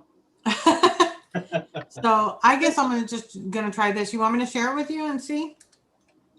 Well, I'm just I've got it up and stuff, so I'm cool. But I'm just gonna put the Sugarloaf pineapple at 1. At 1? Because I don't remember what that one's like, so that's why we already have the other one at 5. Correct. So that would just be like an additive to it. Yeah, I lowered it to 1. And then for the coconut custard, I think I would put that at, I always put it at 2. Sounds good to me. One. Sugarloaf. Where are you? Oh, coffee. Okay, so we have the Sugarloaf, sweet coconut, PQRS. That's not fair. He's got all of his flavorings already pulled. Oh, yeah. Hell yeah, I was prepared. How many mils are you making, Phil? I am making 100 mils. Wow. Yes. Go big or go home. Yes. Well, Phil, now you have Wendy's Zoom room, so you can control her anytime you want. Oh, yeah, baby. Plan on it. You're welcome to come in anytime. You know, so many innuendos. And I mean that sincerely. Mm-hmm. Coconut. I also have coconut rum. I think I'm going to add a little bit of that on it. That sounds good. What's a pina colada without a little coconut rum? Yeah. Yes. Okay, so we got that sweet coconut, pineapple flavor over here. So I would hate to go up against Phil in like music trivia. You know, I do really good with like 80s, but that's about it. Freestyle all day long. Oh, are you a freestyle girl? Freestyle all day long. Are you shitting me? Cynthia is my top. Yep. Oh my God. Did I ever show you any of my autographs? No, you didn't. Oh, let's see. Who have I met? I've met Stevie B. I've met Johnny O. I've met Cynthia. I've met Judy Torres. I've met Lil Susie. So basically everybody. Yeah, pretty much. Yeah. You know what? Freestyle is really one of my favorite styles of music. Did I ever give you my freestyle CD? No. Oh my God, I'm gonna hook I only you got up. to touch your butt. That was all I got from you. Oh, I'm gonna hook you up. You're gonna love it. Ah, that would be awesome. You're gonna love it. Freestyle's my all day. Even my kids know all the freestyle songs. Okay, wait until we come back up on the upside, and I'll tell you about this CD that I'm going to send you. Love. That's my all day jam. All day. Like nothing compares to it in my personal opinion. Yeah, it was all about like breaking up and getting back together and having sex. Always. Literally, that was every song. It would solve any problems. Yep. It was just amazing. I love it. I'll be right back. You were impressed with the beaker, so I got to get something back. It's something else. I'll be right back. Okay. So what are you guys doing? Four recipe flavor, Wendy? Actually, mine's gonna have 3, 4, 5, 6, 7. I'm adding the Madagascar Vanilla Classic, coconut custard, wonder flavor, juicy peach cap, pineapple from Flavora, sweet coconut from Flavora, sugarloaf pineapple, and coconut rum. Well, thank you. Thank you. You're so welcome. Please come again, literally. As many times as you want. I will not make you hold back.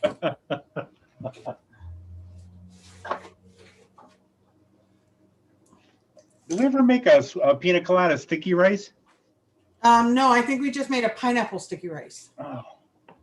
I mean, we can always add some rice to it if you want to at the end. Or you can just make a second batch with that crazy stuff pops in my head sometimes. Oh, I love it when it pops in your head. I mean in. I wonder what's Freshie mixing tonight. He's probably doing stuff for a show tomorrow. Not sure. What's he doing? I think his drink mix show's kicking off tomorrow. Cool. Julio. The first recipe review, maybe? 30. Scott Smith says the 80s definitely had the best music. Rock. Oh my God. I love free. You have no idea. Like I will take, if I'm not feeling good, I listen to freestyle. If I'm feeling overwhelmed, I listen to freestyle. If I'm cleaning the house, that's all I have is freestyle on. That is so cool. Freestyle's it, baby. Even my kids even know it. I mean, that's all that I ever listened to. Got the Back fancy in the day when I had that tape player and CD, all freestyle.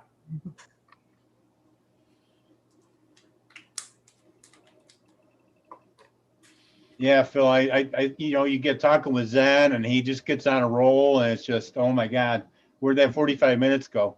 Oh my God. There was I had a Zen formula. I used to call it the Zen formula.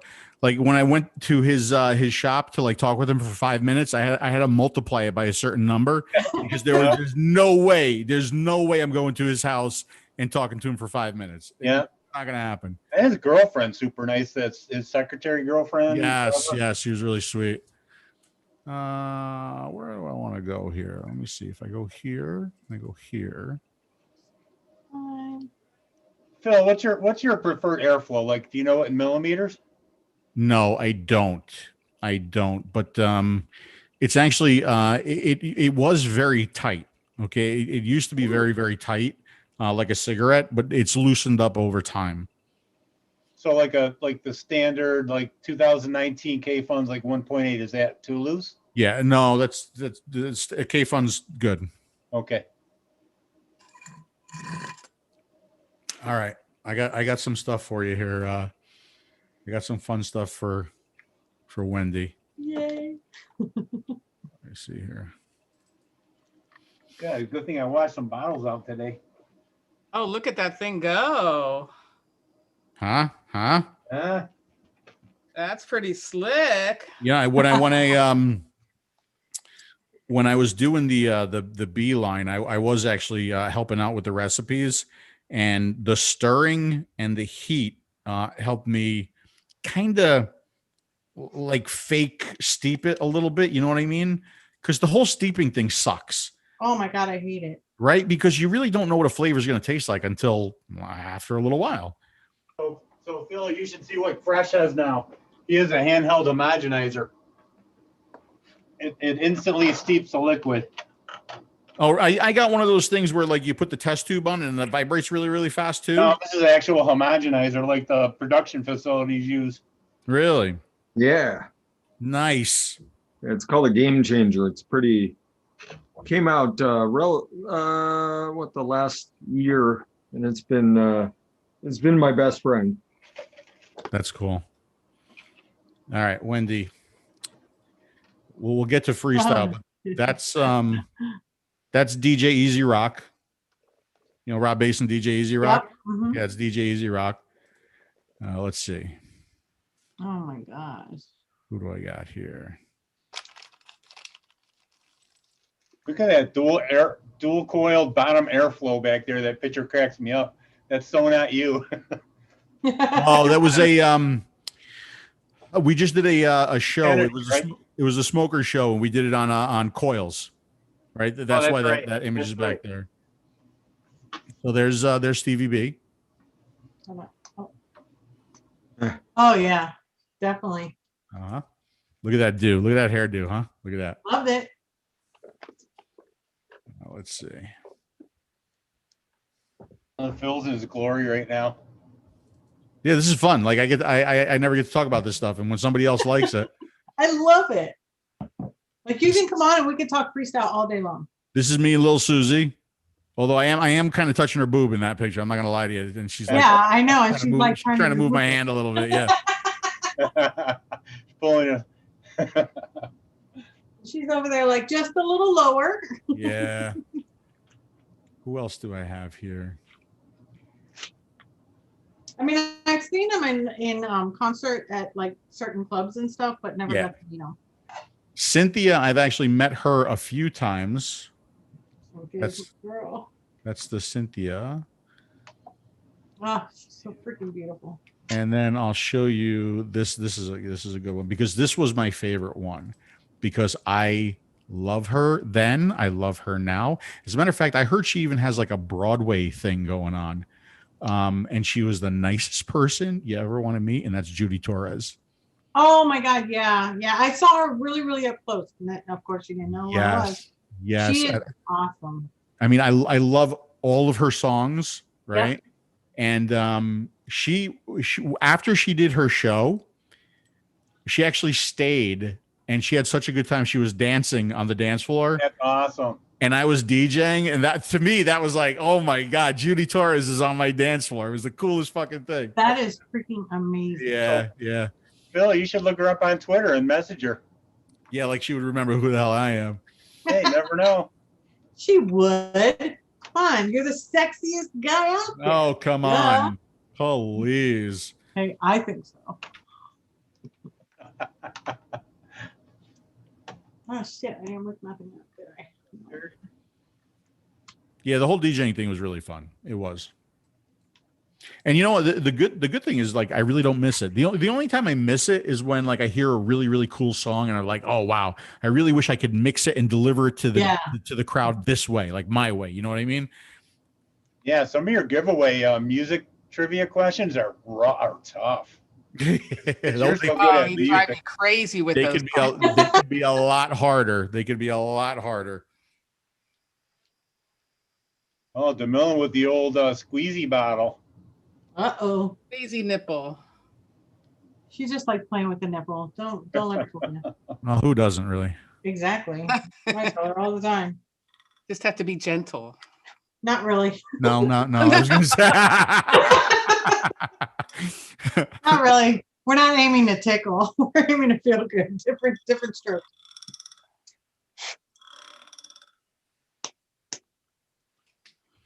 Whoa, that's a lot of mango. I don't have any bottles. I should have gotten some bottles, huh? Oh, yeah, well. That Indian special is such a good mango, Phil. I love it. It is good. That was really interesting when I got to go to Italy to visit the Flavor Art Factory there. Oh my God, I love Italy. It's amazing. I've always wanted to go. Now, what about a real Italian pizza? Yeah, there you get good pizza. Yeah. I think I had one of my favorite pizzas ever. I think it was in Venice, and but pizza there is very simple. Yeah, right? super thin. Like Neapolitan pizza. That's my goal, is to make like a good Neapolitan pizza. Really, it's just it's tomatoes, and it's not like a tomato sauce. It's just tomatoes. Yeah. It's fresh fresh mozzarella.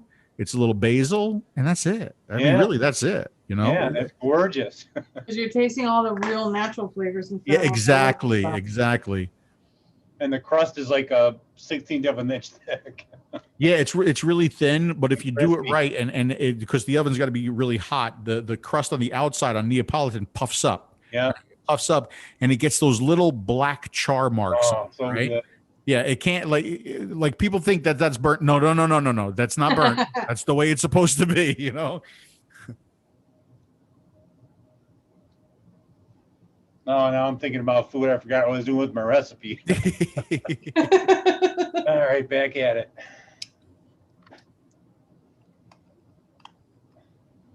San Marzano. That's the tomatoes that I'm thinking. I couldn't think of the name of the tomato. That's the tomato. San Marzano tomatoes. Are those like the long like oblong looking ones? No, no. Okay.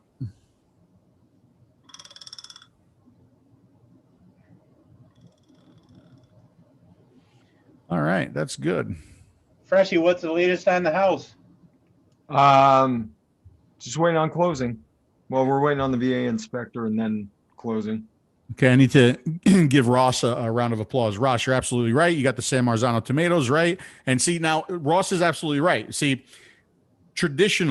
I can't make real Neapolitan pizza. The reason why is because the oven that I bought is propane fired, right? So by definition, it won't be a real Neapolitan pizza. It's got to be wood fired, right? If it's that's right. Yep. If it's Neapolitan, right? By law. They're very serious about their pizza over there. Oh yeah. It's like champagne has to be from the Rennes or whatever, right? Rennes, France. Mm-hmm. What time is it? Oh, it's only 8:30. That's good. Yeah, it's still early. This mix smells delicious. Yeah, mine tastes delicious. I'm telling.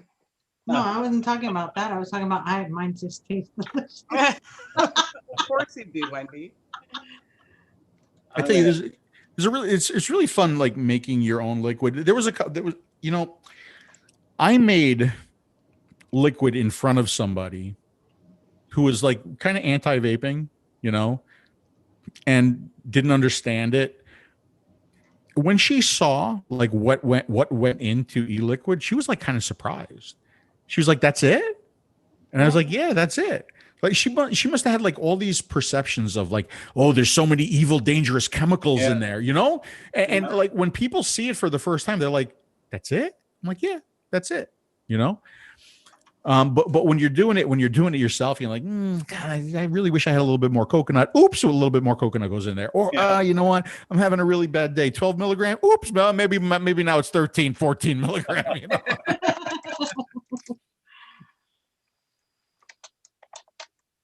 Green delicate pineapple. Yeah, the only thing DIY is quite the rabbit hole with buying flavors, all the flavorings. Lordy, lordy, lordy. Yeah, well, that's why I give. You're right, Ross. Though Roma tomatoes are close. But you're right. Like it's such an art form, DIYing and DIYing like really good recipes, because. Okay, let me see if you can get this. One of the things that I used to do back when I was an engineer, I used to do speech recognition. Okay, that was like speech recognition for telecommunications companies. So when it says, "Would you like to accept the charges?" Say yes or say no. Like when you said yes or no, you were talking to a grammar that I created. Okay, and the way speech recognition worked is it had to be tuned, right? You had to like give it pronunciations and you had to give it statistics and you had to tune it. Now, if you spent 1 week doing it, it would be good. If you spent another week doing it, it would be a little bit better. And if you spent another week, it would be a little bit better. And it kept going and it kept going and it kept going, right? But eventually, you kind of had to cut it off. You're like, all right, you know what? It's good enough. Like that's in a way like what DIY mixing is, right? Because you can get into that rabbit hole where you're like, oh, well, if I try this, it's going to be a little bit better. And like I'm going to do this and it's going to be a little bit better. But at some point, you just got to cut it off and say, you know what? It's good enough. The recipe's ready for prime time. For sure. Right? Otherwise, you get into a rabbit hole and you start to second guess yourself, I guess. You do 35 versions of a recipe. Yeah, exactly. Exactly.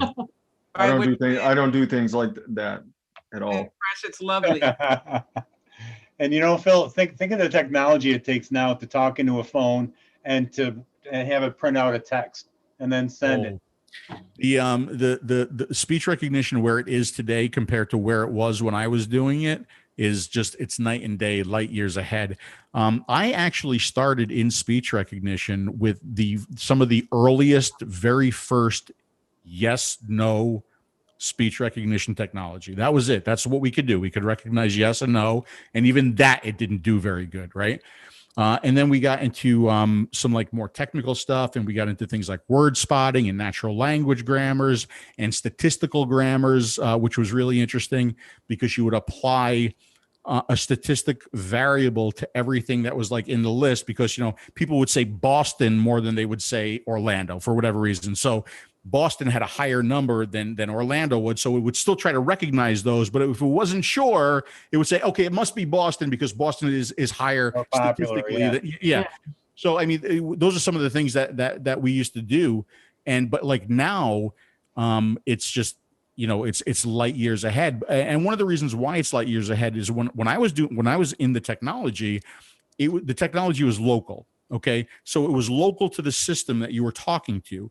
Now, when you talk, it's getting sent over the internet to like some big bank of huge mega computers that are like really analyzing what you're saying, and then it returns a result, right? So they have more power available. Not to mention much better algorithms, much better understanding of speed. You know, and you know what? No matter how good it gets, it still fucks up all the time. Yep. You know, it does. I could see Dimitri getting so frustrated. It's not printing it out right. Well, that's because like even I can't understand him. How the fuck is a computer going to understand him? You know, I mean, seriously, think about it. Rex used to start his reviews out with "Hello, my fellow vapors." Hello, my fellow vapors. Hello, my fellow vapors. Laptop. God, he I sounded have just so like much fun with that. Oh. I finally stopped saying like how because I in my reviews I would always say, okay, now we're going to open up the books. This is the books that the device, and people like, you know, there's always somebody who like they just watched a people start a video for the first time. They're like, why do you say box so funny? And I'm like, it's kind of a long running joke, man. It's because my buddy it's kind of like buttons at this point. Yeah, right, button. Yeah, I still can't say that word. It's all right. It's my own special way of saying it. That's right. So you guys are all making this, or some version of it? Or something similar, yeah. How cool! I'm making something different. How cool! I made my version. I put the link in the chat. As per usual, I'm doing something different. Came out pretty good too. I really thought I had that Mango Island Indian special. That's a really good one. It's a really good one, DeMillan. But instead, I used a chili mango. Oh, nice! Mellow chili mango. That is spicy. Was that a little spice to it? Yeah. It's got a little spice to it. It's kind of tasty.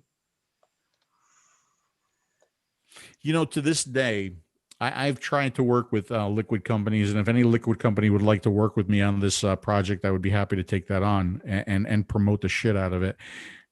I want something, and look, I've tried capsaicin, I've tried different additives, I've tried all kinds of shit. Nothing duplicates it exactly.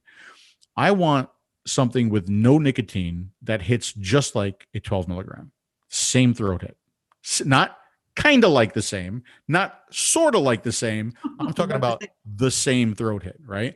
Because what I want to know is just how addicted I am to the nicotine versus the sensation. I've always been fascinated by that. And I'll tell you why, because you can give me, we'll say, a Juul at 50 milligrams salt, right? And I can vape that and I can feel sick from the nicotine, but I'm still not satisfied. Because you need that throat hit. Exactly. Yep. Yeah, because it's too smooth of a throat hit. Yeah. So TFA Juicy Peach might do that for you. Yeah, it has a heck of a throat hit. That has a real good throat hit to it without anything. Yeah, and you like peach and watermelon, so so you just gotta put a hell of a lot of that in it, which is a little bit of watermelon. You think that would work? Just a flavor? I don't know. What do you think, Fresh? It's kind of two different. It's kind of two different things. The throat hit off at 12 milligram nicotine is a little bit different than the razor blade feel you get from a real alcohol based flavor. So yeah, and exactly what he just said, right? So now more PG isn't going to work, Robert. I've tried 100% PG. But what you just said is absolutely right, because I have tried and I have experimented with alcohol as a throat hit increaser, and again, and that's why I say I don't want something like it. I want it, right? Because that's the only thing that's going to get me, keep me satisfied. And that's one of the reasons why, like, you were talking about, you will, and a lot of people will direct lung, and they'll restrict the direct lung, and they will mouth to lung. For me, it's like, I always said that I'm still a smoker at heart, right? I still like that cigarette experience only from my vape. So I've never moved to restricted direct lung, or I've never moved to direct lung, because to me, it just feels very unnatural, right? It's not how I used to smoke my cigarette. And that's why I still, like right now, I still love my mouth to lung. I still love my throat hit. I still love my freebase nicotine. And, maybe I'm just kind of stuck there, and you say that, okay, yeah, but Phil, the world is evolving, and vaping is evolving, and, things change, and there's trends, and you know what? I get that, guys. I get that. But you know what? As vaping evolves, and as e-liquid evolves, and as devices evolve, and everything evolves, you know what doesn't evolve? Cigarettes. They don't evolve. They don't evolve. They're the same. And yet they were satisfying. Right. They're the same thing when I started this journey as they are today. And everything else has evolved, but cigarettes haven't evolved. So the needs of the smoker back then are the same needs of the smoker today. And when you think about, like, what was the greatest like surge of vaping, right? It probably goes back to the CE4 days, right? When like the most people got off of cigarettes, right, and started vaping, right? So had something back there, something right back there. Yeah, I always say that I think the device that got the most people off was probably that Nautilus Mini. I would completely. I think the Nautilus BVC coil has gotten a lot of people to quit smoking. Yeah, it was brilliant. Yeah, it did. Absolutely. Yeah, that and then there was the little e-leaf like 20 that came out like right at the same time. The ice like stick? I saw that everywhere. The Nautilus Mini with the little e-leaf, with the little 20-watt e-leaf. Yeah, there was the. I'm not gonna lie, I had one that was fucking fantastic. Yeah, they were. There was the Kanger EVOD back in the day. Yeah. I mean, just like simple little. EVOD was fantastic too. Yeah. See, I would love a device, like I want to get something narrow like that, something really, really tiny, but with a Z coil. I would love to have a Z coil device that's that small. I mean, Anakin did a brilliant thing with that new thing they released. It has like the filter on the end. EQ, is that what it is? Yeah, the EQ filter. That, I tell you what. Well, I talked about this in the end of the year video. This guy right here. As a matter of fact, I just reviewed another device that's very, very similar to it. This is the Kiwi. Kiwi, yeah. That's the Kiwi in its little case right there. But like this is like $80, $90. This is $18, right? And I didn't put anything in my mouth. Go ahead and insert joke here. Last year, that made me feel more like I was smoking a cigarette than this thing right here. Right. And that's why I knew that, like, this is really kind of important. This form factor is really important. Not to mention that it looks like a heat not burn. It looks like an IQOS product. Yeah. Right. So as you have, more and more people, because God knows big tobacco is going to spend a lot of fucking money on IQOS. There's going to be a lot of people using IQOS, right? And when people get used to seeing this, well, maybe they'd be more open to something like this, especially if we are able to educate people to the point where they understand that this is better for you than the IQOS, right? Yep. Still both harm reduction, and which is great, right? But this is even better. So, yeah, and just a terrific little device, and it just really, I think Matt Suck My Mod said he felt dirty when he was using it because it feels like you're using a cigarette. It really does, right? Wow. So you just changed the tip? What's that? So you just change the filter? Yeah, it's got a soft tip just like that. You change this, Uh-huh. and it's got a coil. You can change the coil. So this one, it's just a pod, right? And you have to change the whole pod because the coil's part of the pod, and you change the filter. Now, what the filters do is, number one, it's mouthfeel, right? It feels just like a cigarette because they are cigarette filters. Yeah. But they also, because I mean, look, every electronic cigarette suffers from condensation in some way or another, right? Whether it leaks into the body or goes into your mouth or it goes back into the coil, whatever, they all have problems, right? The filters capture the condensation, so you never get any condensation in your mouth, but you do have to change these, like maybe once every 2 fills of the pod. So it does increase. Well, now I got to change the coil and I got to change the filter. So I get that, right? But just the mouthfeel. But both of these devices also come with like little plastic regular mouthpieces if you don't want to use the filters. But just for that soft tip feel, for that feel like you're using a cigarette, man, nothing comes even close, you know? Can you imagine if that would have came out in 2010? There'd be almost no smokers now. Yep. Yeah. I agree. But not in today's regulated market. No, I know, it's terrible what's going on. So yeah, now I've been using, like, this is really the only thing. I know it doesn't come with the wires like that. It's just It doesn't. No. I was gonna get it because of the wires. It would be cool though, wouldn't it? No, it's the Nicotine census with the find F thing that they're doing. Yeah. It's neat. It's really cool. I've known about the technology, oh God, for a while now. And I've actually played with the technology for a while. It's not platform. It's not me. It's all Inikin. But there's some pretty sound science behind it, and hopefully it'll be pretty good for them.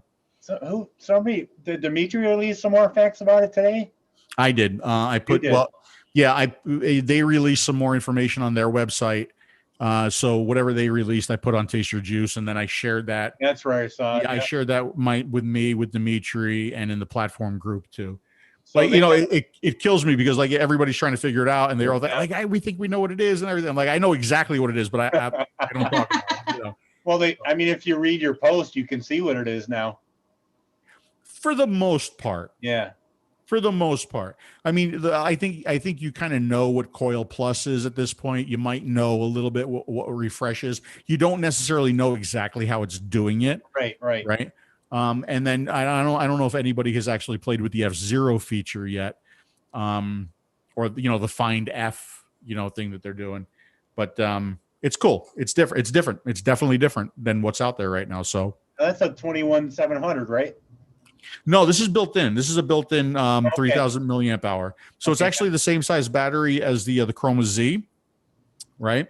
But I think they are working on, hopefully they're working on replaceable battery devices for the Chroma Z and for this one as well. Dimitri said that they're going to be coming out with a 21700 version. Well, we had a new tank scheduled to come out, but yeah, no, I know. I saw that, Robert, which makes no sense. But he was that strike was taken away.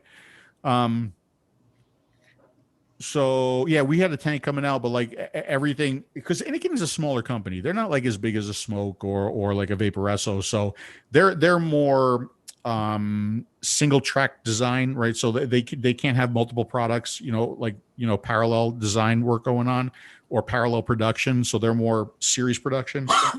So like really when they get on something, it's like everything else kind of suffers a little bit. So they've really been focused on the Census and the Find F technology. So everything else gets kind of pushed back a little bit. So yeah, our new tank now won't come out until after Chinese New Year. And everything shuts down for Chinese New Year. When is Chinese New Year again? That's coming up. I think it's like coming up here real soon. Yeah. It's either going on or it's going to happen in the next couple of days. No, it's now. Yeah. They all take their money and go home from the factories and then don't come back. Did you say and don't come back? Some of them don't come back. Yeah, a lot of them don't. Up to 35% don't come back. Yeah, it's crazy. Yeah, that's why you know, it's when Chinese New Year's is over, a lot of the factories suffer because they have to retool people, right? They got to get, Train you know, people, all new yeah. people in, and they got to train all new people on the line and Yeah. how to do the work and everything. So yeah, it's crazy. It's a nutty thing that happens there. And they take a full month off, right? Oh yeah, this is like their only break. And when That's the only I say holiday they get. when I say they're gone, they're gone. I mean, they're, you know, like some of the higher ups, I can still get messages from them and get them to, but like my emails go really like way down right now. My messages Feels go like, way down. yeah, Right now. yes, I got some Yeah. time off. Yeah. Mandalorian's birthday. It is Larry's birthday. It's Happy also my birthday, mom's Larry. birthday. Happy birthday, Larry. Who else is your mom's birthday? My mom's birthday. Happy birthday, Miss. Happy birthday. Happy birthday to you. Happy birthday to. I'm not scared. Happy birthday, dear Larry and Mrs. Fresh, Mama Fresh. Happy birthday to you. I know it's lame, Phil. No, it's okay. Sing away, man. Yeah, I was. Wait, what was his name? Was his name Mandalorian? Yeah. The Mandalorian. Oh, Mandalorian. Yeah, Oh, he is the deadliest mixer in the galaxy. Oh, okay. Okay.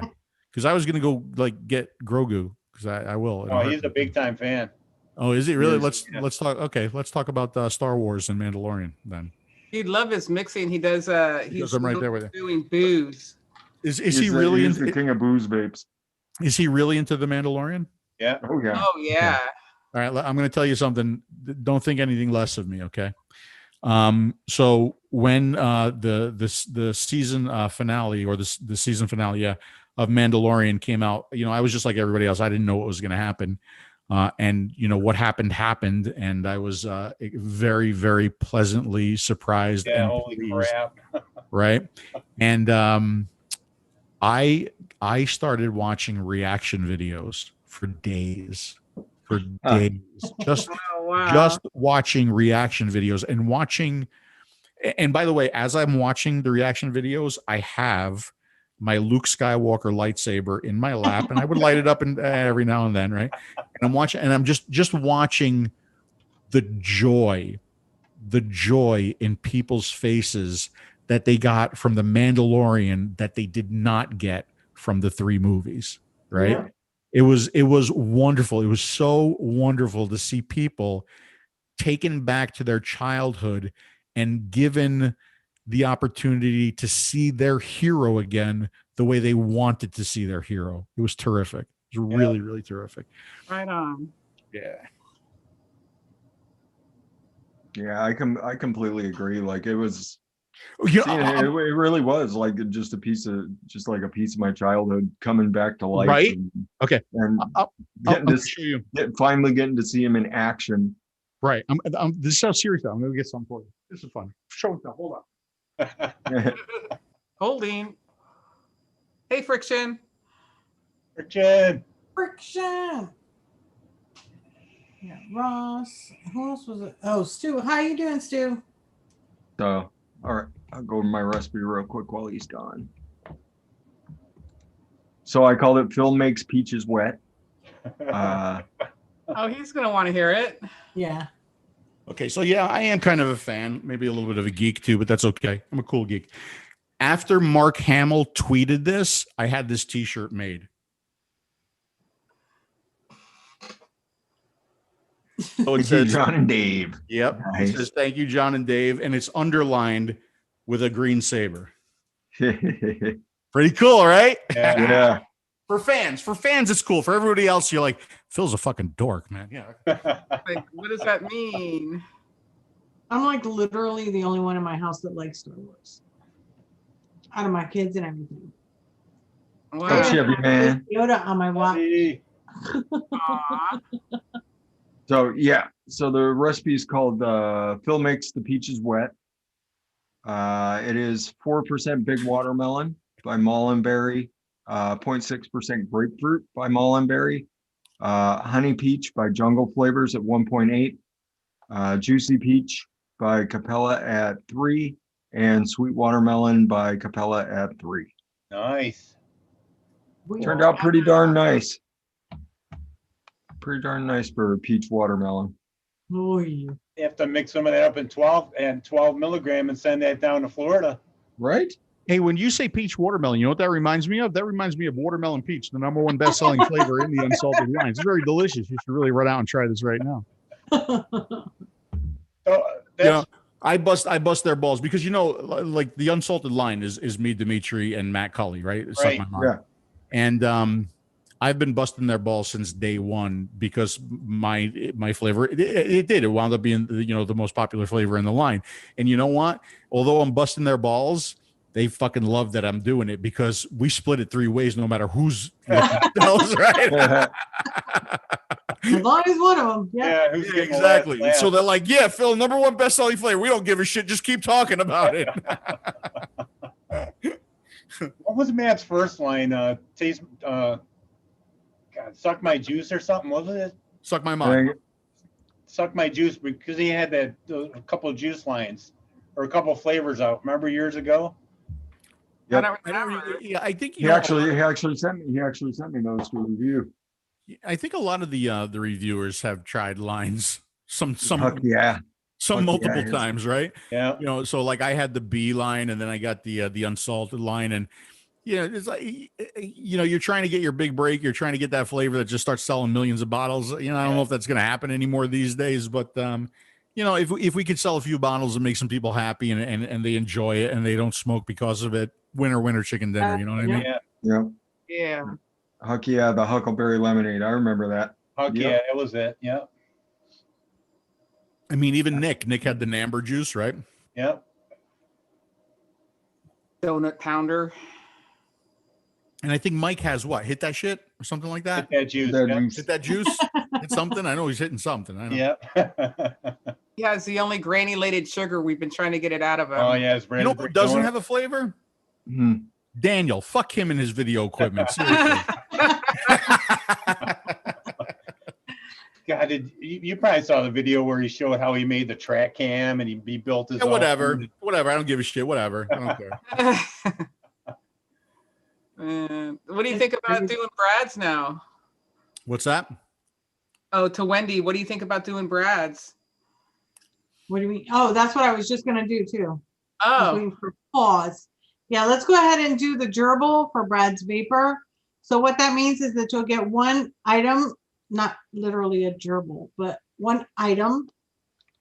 It's going to be random. It is from Brad's Vapor. And what we're going to do is it's only for the United States, people in the United States that are in chat. What you're going to do is you're going to pick a number. I'll give you the numbers. Don't start yet. You're going to pick a number, and then we're going to do the randomizer, and we're going to go ahead and pick somebody, and then I'll forward that over to Brad. But yeah, so we're doing the gerbil starting now, and it's going to be between 1 and 150. Pick a number. If you pick a number and it's already there, then you can pick another one, but you are only allowed one number per person, unless it's that situation. So you can go ahead and start. 1 to 150. Hi, Terry Vapor. Hi, Karen Seabolt. Hi, Karen. Hi, Terry.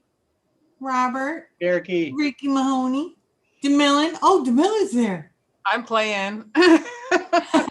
Azazita. Trackman Joe. How you doing? Benji. Bristol. Georgia Boy. How you doing? Kim C. Deb. How are you, sweetie? Life with Sarah Rose. Sarah. Dang. You picked 175. Keep it going. Keep it going. Keep it going, guys. Rollins the man picked pie.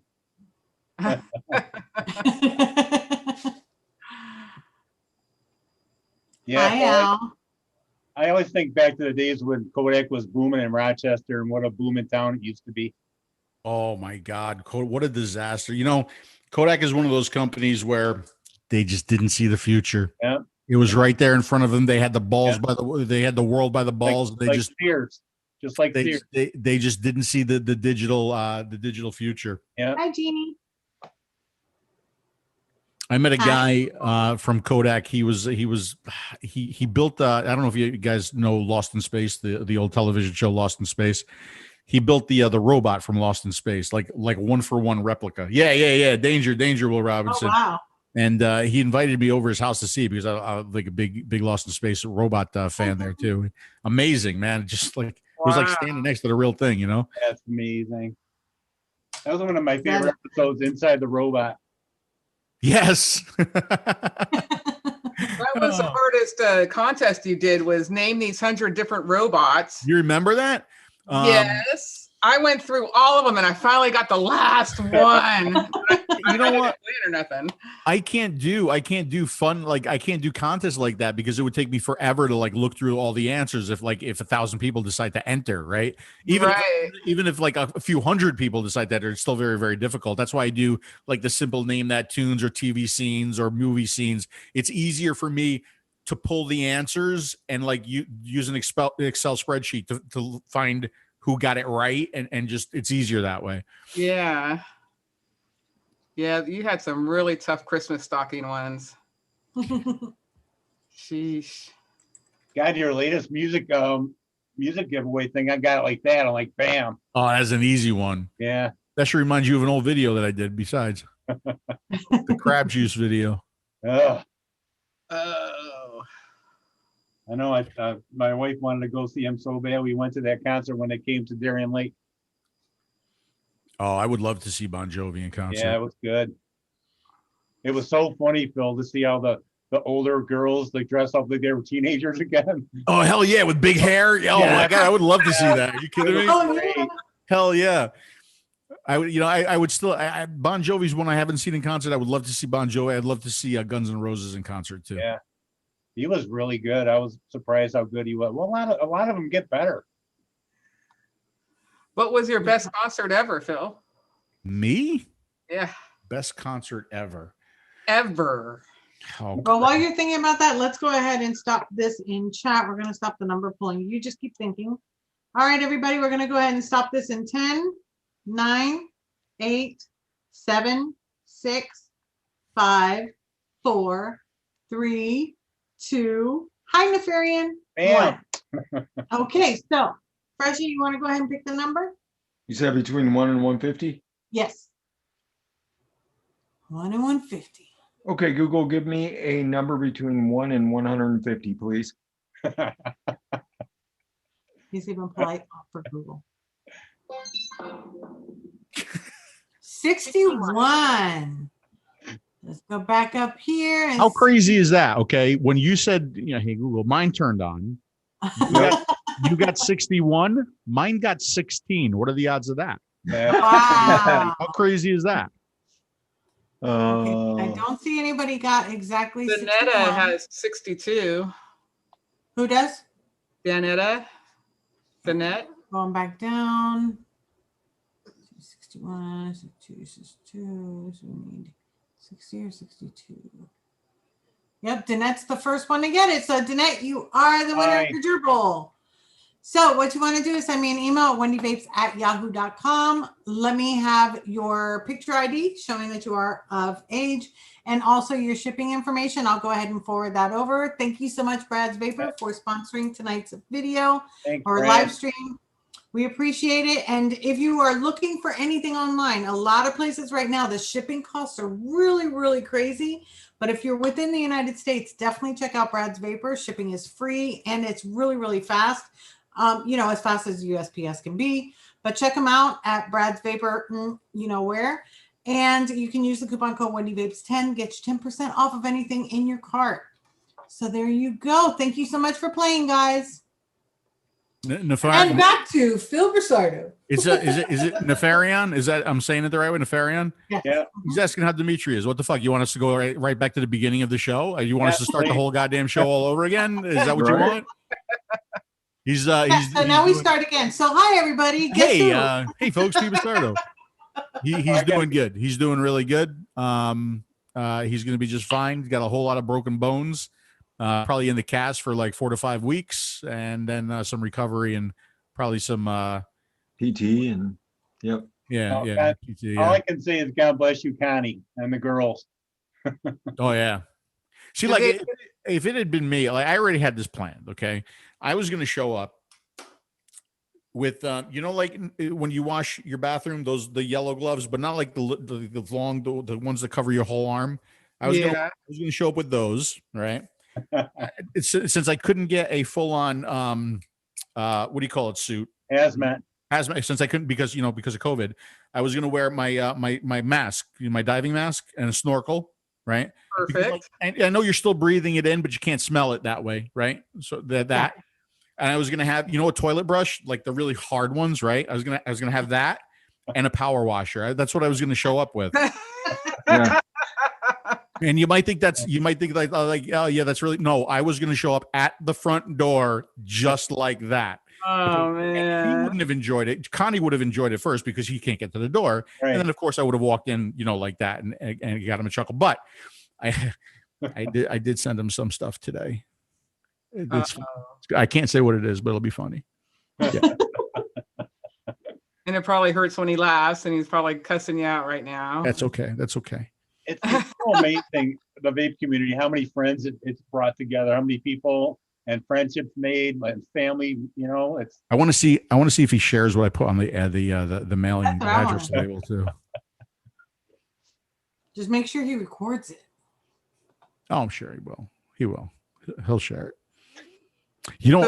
What's crazy is the day before the accident. So the last show that we did before he had the accident, he did something called Advice from the Helmet. Okay. Where he was riding around on his motorcycle and he had the recorder on in his helmet, and he recorded some advice about vaping. And how, you shouldn't give up. And if you smoke, you should try vaping out. Like, give you this good advice while he's driving the motorcycle, talking on this microphone, and it's recording everything. Right. So I'm like, I'm going to do something. I'm going to do something funny. What can I do that's funny? I'm going to do, because I don't do the motorcycle thing. I ride a bike. Right. So I'm going to do something on the bike. I'm going to call it pedal persuasion. That's what I'm going to do. Call it pedal persuasion. And so now I'm like riding my bike around, and I got a lapel mic coming up from my phone. I got the phone aimed up at me. And by the way, like when a camera aims up at me, it's the worst fucking angle ever. And all I can think of as I'm looking at this angle, excuse me, I hope I don't offend anybody, but as I'm looking at this, I'm like, if a girl was giving me a blowjob and she looked up, this is what she would see. It's fucking horrible. It's really disgusting, right? Yeah. So that's what I'm thinking, right? But so the whole pedal persuasion thing was, Dimitri gave this really good talk, and he did it was called From the Helmet. And I thought I would do something too. And this is called pedal persuasion. And my first piece of advice is going out to anybody who's in the Tennessee area. If you see this guy on a motorcycle, and it was Dimitri, if you might want to back off a little bit, because this guy, as he's riding around, he's working like 4 different microphones and 3 different cameras, and he's talking to himself, and he's recording this and he's recording that. And you might want to back off of him. I made that fucking video the day he had the accident. No, man. Oh, I almost feel bad. Yeah. Yeah. I'll air it. That's pretty distracted driving. I mean, I used to do it. It is. I used to do rides. I used to do rides home. Yeah. It is distracted, but it has nothing to do with that accident, though. That accident was just a freak thing. You see, like, no matter how careful you are, you can't fix stupid. You can't fix somebody who does something stupid and you have no control over it. Yeah. The only difference is, like, if you're in a car, you can maybe survive stupid a little bit better than you can on a motorcycle. That's one of the reasons why I don't like motorcycles, right? But I just thank God it's okay, and he's going to be all right. Yeah. Did he end up with any titanium in him? Oh, I think he's got some. I know he's got plates and screws and pins, so I'm sure some of that is titanium. Just remind him that it's. I just hope it's not. I hope it's not 30. I just hope it's not 304 stainless from China, because we all know how good that shit is. Right?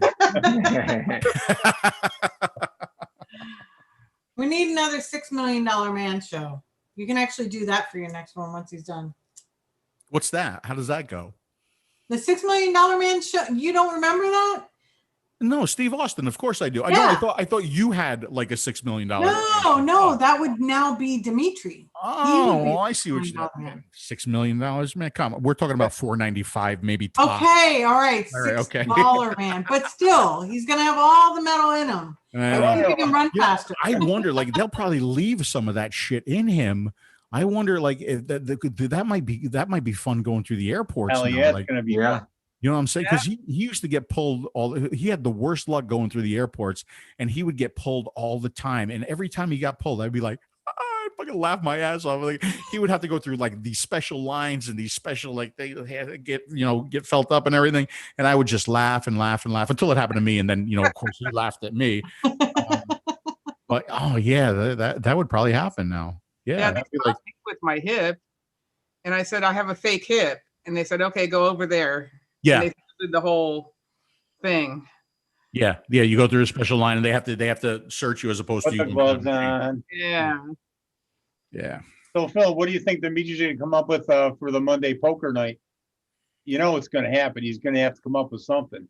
He can't go a whole month. No, he can't go for a month without poker. Well, Connie will probably play for him. Connie will hold the cards and he'll tell him what to do.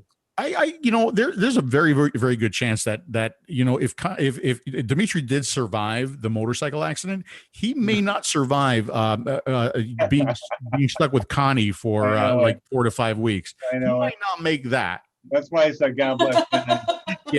Yeah, he might not make that.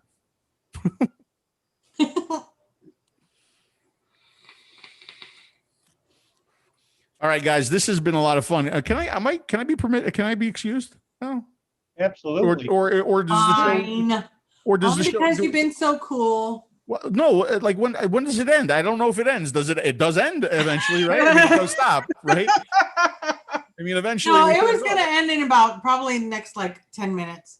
Oh, 10 minutes. I could stay for 10 minutes. Oh, that's easy. Yeah, we'll go at 9:30. I got that. Only because I haven't eaten dinner yet, and I'm like really, really hungry. I get done with work and then get ready and then get on here, so I haven't eaten yet. And then us talking about Neapolitan pizza doesn't help. I know that was, right. It's like, that's what always happens on these shows, Phil. Like towards the end, people start talking food there, and you're just like, "Can we leave?"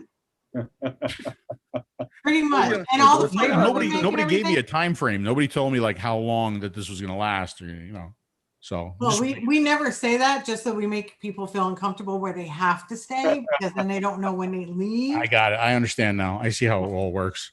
So that's how, I'm just trying to get them numbers up, I mean. So DeMillan, how'd your recipe come out? It turned out really nice. I'll end up vaping this down within the next 2 days, I'm sure. Right, and you made the same thing Wendy did? No. Kind of close. How's yours, Wendy? Mine's good. Mine's really, really good. Yeah, mine turned out okay too. I got that coconut rum in there and I taste every bit of it. Are you going to post that? Yeah, I already did. Okay, good.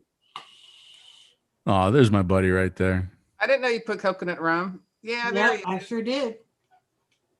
I'm like, hello, how can you have a pina colada and not have coconut rum? Actually, she didn't put that in the mix. She drank the coconut rum and she used it. That's what you should do right there. Well, since I didn't have any coconut rum, I had to put it in. She was bottoming out a bottle of Malibu. That's the reason she had the camera. I love Malibu. That's like my drink right there. Malibu rum? Oh, yes. It's one of my favorites too. I'm telling you, we have so much in common here. The only thing is, if I have anything with Malibu rum in it, it's got to have a paper umbrella. I'm sorry. Well, yeah, that's duh. Now it absolutely has to have a paper umbrella. Yeah. It just won't taste the same without it. No. And it's got to be pink. It's got to be pink. I hope this doesn't bother you, Wendy. I hope this doesn't make you more hungry. Okay, good. I absolutely love everything on there too. So we should make an e-liquid. Get out some of VSO's flavor. We got the onion, we got the garlic. Oh, the tomato. You and Carla made a pizza. Yeah. Phantom ravioli. Oh, really? Ravioli sounds good too. No, the name of the e-liquid was Phantom ravioli, and it tasted like Tostino's pizza rolls. My God, that's awesome. Yeah, it was pretty amazing. Isn't it interesting how like a savory flavor never made it big?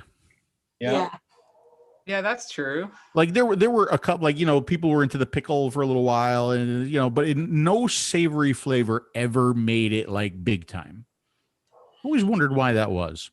Phantom ravioli, I think, is as close as it ever got, and that's just because it was kind of notorious around the community. Like everybody's like, "Wait, what? What is that?" Well, yeah. I did an e-liquid review. This is years ago, and it was like an Italian e-liquid review, and I did like Parmesan and mozzarella and like pepperoni. It was like all these Italian like cheese flavors and pizza flavors and stuff. And I recorded them all back to back. And I wore a stupid Italian hat. I did stupid stuff, but yeah, it was like I always thought, especially for like weight loss, right? Yeah. You know what I mean? Like, you can, if you're craving a dessert, you could kind of fake it with a vape. If you're craving a fruit or a drink, you could kind of fake it with a vape. But how come we never tried that with like savory stuff, right? Like, oh God, I really want a piece of pizza. Just like vape it for a little while. Maybe it'll take that edge off. You know what I mean? I always wonder. A good steak vape. Huh? A good steak vape. Oh yeah. I had the there was a roast beef one that was just absolutely awful. Awful. Like it was terrible. And we know chicken and waffles is horrible. Chicken and waffles is a walking nightmare. God, that flavor. But that garlic bread was really, really good. I mean, granted, it was supposed to be stuffing, but it tasted just like garlic bread. It turned into right out the oven. It turned into stuffing after a few days, and it was like, whoa, this is really stuffing. Yeah, but at first it was garlic bread. That's true. It tasted exactly like that. It was a good garlic bread, though. Once you got that first hit, you were like, whoa, what is this? It got good.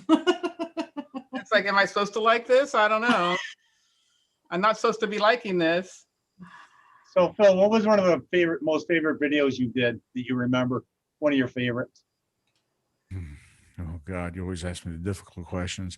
I think legal vape 4000 will always go down as one of my favorites. Yeah. I think vape fellas. You know why vape fellas too is because I laughed at it, right? And I just watched it. I watched it over and over and over again. It's like like I remember Larry coming out of the bathroom because originally I had that wire, it just kind of like went around his neck and it hung there. And he's like, I can do better. And he goes into the bathroom and he comes out and he's got it all wrapped around. He's got a big curl over his head. I'm like, oh, that's fucking fantastic. That's beautiful. Right. And what I called the coil, like double stapled, staggered. Yeah. Whatever, however I called it, which took like a lot of takes to get that to flow right out. I think that's going to be one. And I think crab juice, because I think the crab juice video at that time separated me from the rest. That like, oh, that guy's a little bit different. You know what I mean? Like nobody's ever done anything like that before. Like what other reviewer like splashed a cup of water in his face in the middle of the video, right? So there's something different. There was that, like the other things I think about, like the Provari video. The first time I did the Provari, the way I did the introduction of the Provari video, where I came out with the towel over my head, right? Like I was like a monk, and the Provari was there. Yeah, it was something, awesome. Right? It was something to be worshipped. You know what I mean? Yeah.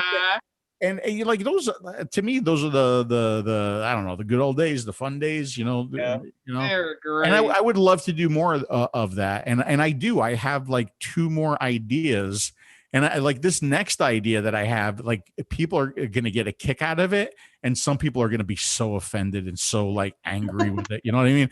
But it's like, that's kind of like the world that we live in today. It's like so hard to do anything and make people laugh and not have people hate you in the process, because it's like people are so butthurt over fucking everything. It's like, it's unbelievable. Literally. Like everything. I put a simple joke on my Facebook. I blocked somebody today.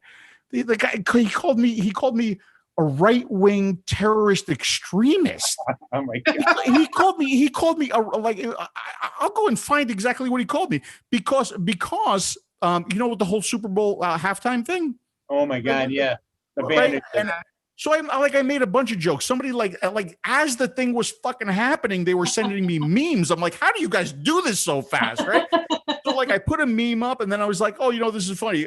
I could say like, this is like the preview of the mass that like Joe Biden's going to send everybody. I put that up there, and then I'm like, as I'm watching this, I'm like, this looks just like Pink Floyd The Wall. Now, I don't know if any of you have seen Pink Floyd The Wall, okay? Yeah. But the hammers that walk back and forth with the same color scheme as those guys, and the masks that they wore were the same faces that the kids had that they were walking into the meat grinder. Yeah, that's right. Yeah. It was frighteningly similar. So I put that up there, and sure enough, somebody with the Biden thing, and he said, this is a very right wing comment. I'm like, he goes, you're obviously a right winger. And I said, no. I said, what I am is a human winger that's sick of both sides, along with people who find political divisiveness in everything, including a simple little joke, right?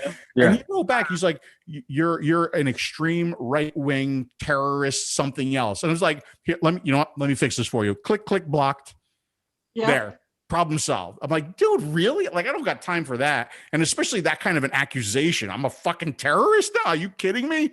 But this is a sign of the times. It's like, I just wished that people could get along no matter what they believe in. Like, I don't care. I don't care if you're a liberal, or if you're a conservative, or if you're a Trumper, or if you're a Biden. I don't care. I don't care. What I care about is, are you a good person? Do you treat people right? Good. Yeah. Then let's go have a fucking beer together. Yeah. But like now, just people they just want to hate each other. They just want to hate each other for like, and what I would consider like silly reasons too. And it's got to stop before it just gets right. Before it gets bad, you know. It's so sad. It's so sad. We're just fucking people, man. We're just people, and we're all on the same fucking planet together. So let's just get along while we can, fuck. Well said. No, it's like nobody does. I mean, especially since the pandemic now, it's like everybody is touchy-feely. Everybody. It does, and I understand that people are, I mean, the it's hard because of what we're all going through, but we're all going through it. There isn't just a certain number of people going through it. We're all going through it. So it's just, and I don't think people really realize that. It's like just woe is me, and not caring about what, everybody's doing, and they're going to try to get through it the best that they can.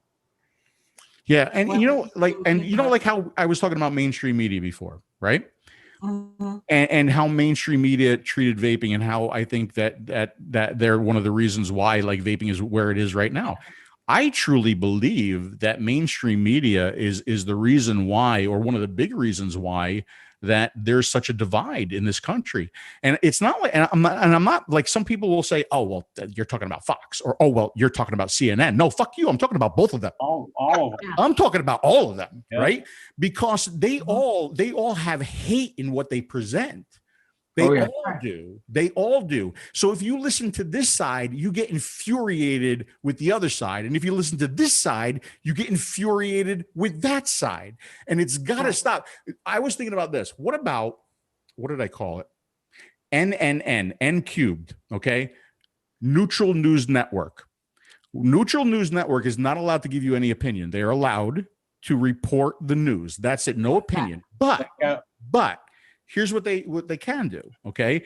They can have the top guy on this media station debate with the top guy on this media station, a civil debate where each side gets to give their opinion on something, and you get to decide, but you also get to hear both sides.